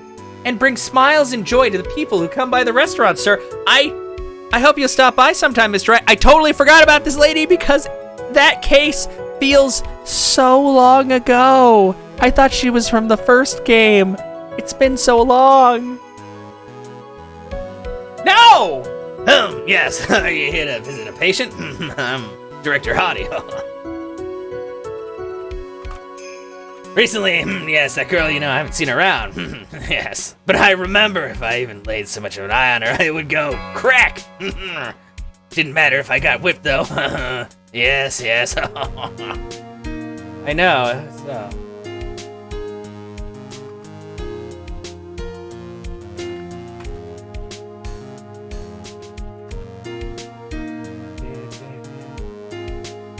It's time to begin our quest of the world's domination of the circus or something, and to let the world know that we are serious, I plan to make a fabulous site. Fucking... Hey Max, what do you think Zimbabwe's like? Do you think there are castles made of cake and bunnies who can talk? I think if there are any talking bunnies, even they won't laugh at Moe's jokes. Wow, fucking rude. They talk too goddamn fast. Yeah, that was great. Seeing him sweat at the end. Oh, that was the best. It's Mo! I'm ready! There's no way these jokes are gonna fall on deaf ears. I'm gonna be more contemporary with my humor. Mo Curls, represent. We got our new act all worked out. Prepare for the Hallelujah chorus. Say something, will you? You're supposed to start this off. Get on with it. Yeah, I still don't like that at all. Not today. I am fucking tired. That was the most draining, and that was only one trial. That was just a portion of this whole fucking case. What's this trash? It's just an ordinary electric razor recharging stand. I can't believe this, really. How long do they plan on making me do this? Nah, but it's Edgy Poo's idea, so that means it must have a deep hidden meaning. But why do I get the feeling they wouldn't forget about me, would they? Nah, I was never like this in the old days. Everyone thought the world of me. They used to call me Queen Wendy, just like royalty, and any man who's heard about it is gonna feel the pain of my heel, yes, they're gonna feel the burn. And speaking of burn, playing with fire is very dangerous because the 3 hours for the store the scenery and the burn down the single night. Fuck old bag. I'm glad I didn't pay for her food.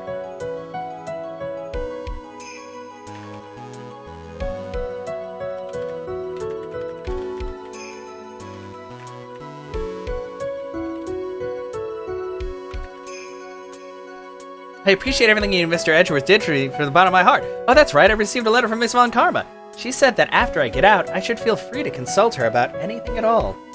I'm really thankful to have met everyone. Phew. Producer, Atsushi Inaba. Atsushi! Holy hell. Oh, it has become difficult for me in this country as of late. As such, I will take a short leave of absence. If you would like to request my services, please be sure to visit my homepage. May we both be blessed with longevity. Oh, okay, well, there goes that. I really hope he kind of shows up in another game.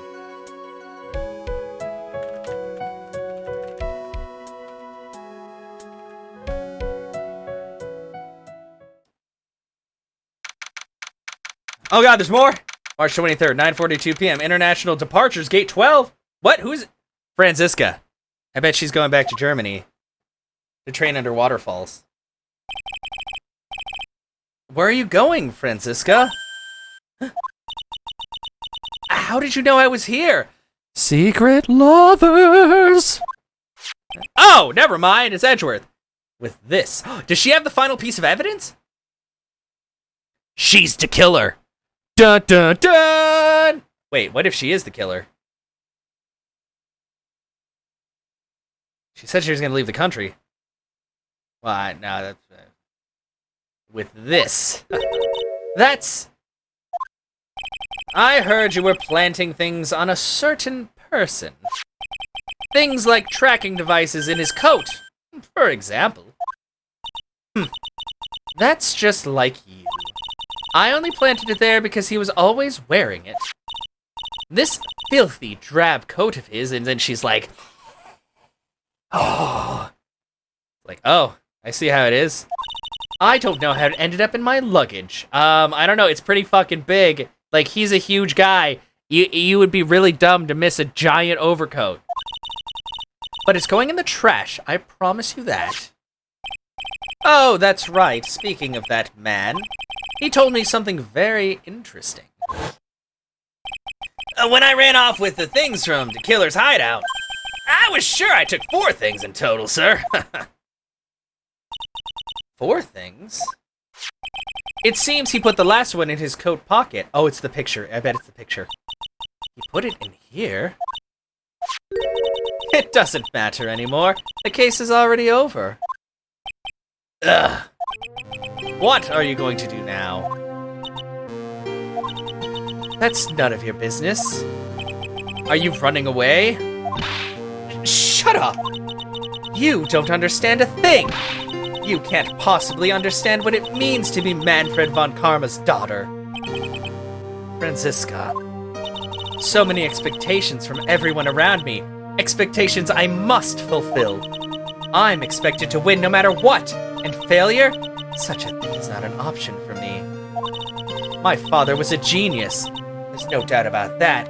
But me, I'm no genius. Always known that. But I had to be the one. I had to! You may not be a genius like your father, but you are a prosecutor. You have been, and always will be.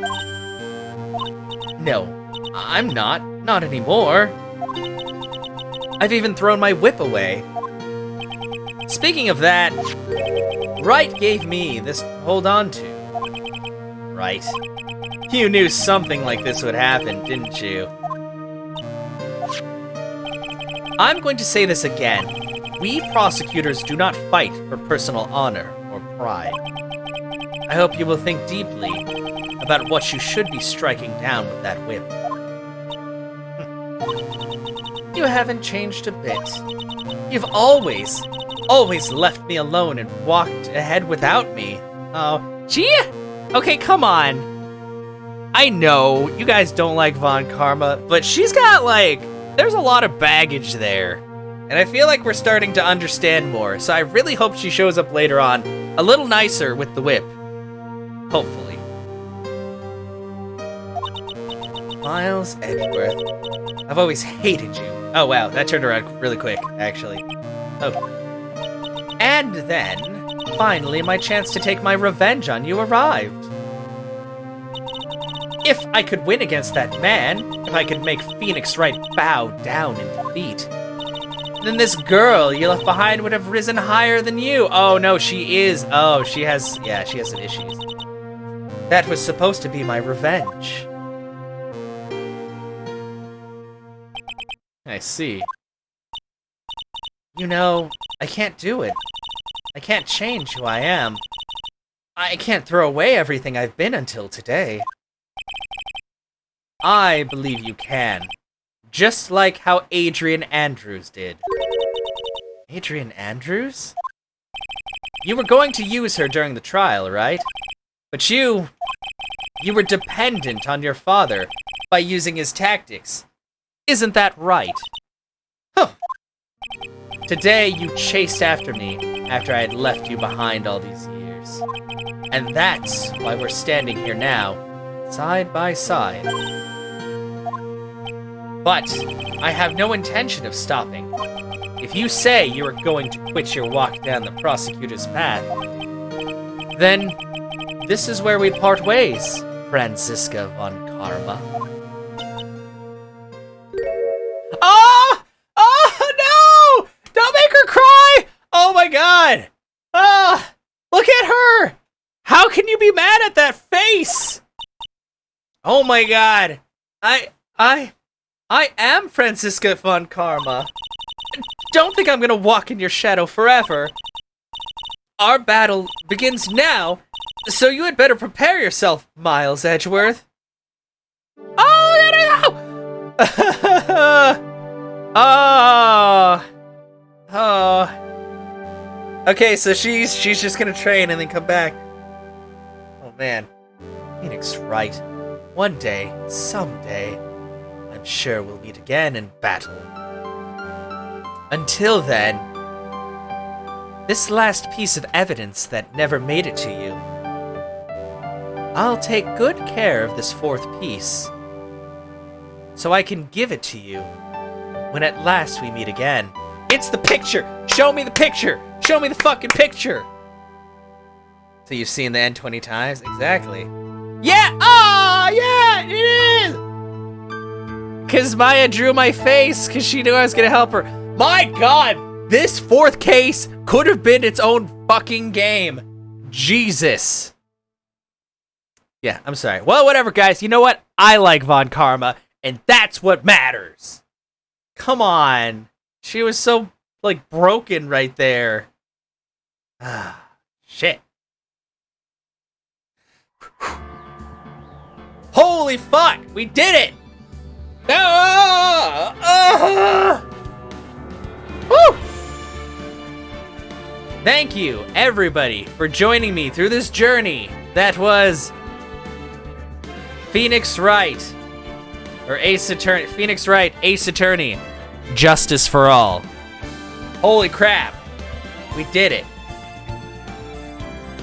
And that means that on Saturday, we're gonna start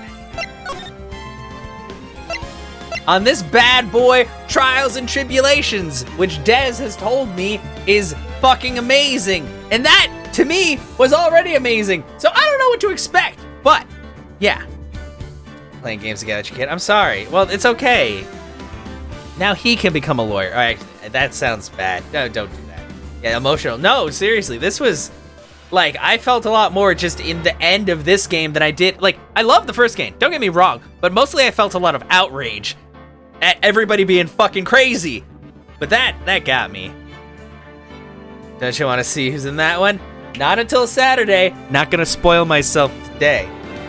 We're gonna go ahead and throw up the end screen. So thank you so much, everybody. Sorry that we had some camera issues. I just gotta figure out how to keep my GoPro cool so it doesn't randomly shut off in the middle of things. But these games are fucking fantastic. And on Saturday, we will begin the third game, Trials and Tribulations, and we'll see what kind of crazy people are there. So until then, you all have a fantastic night.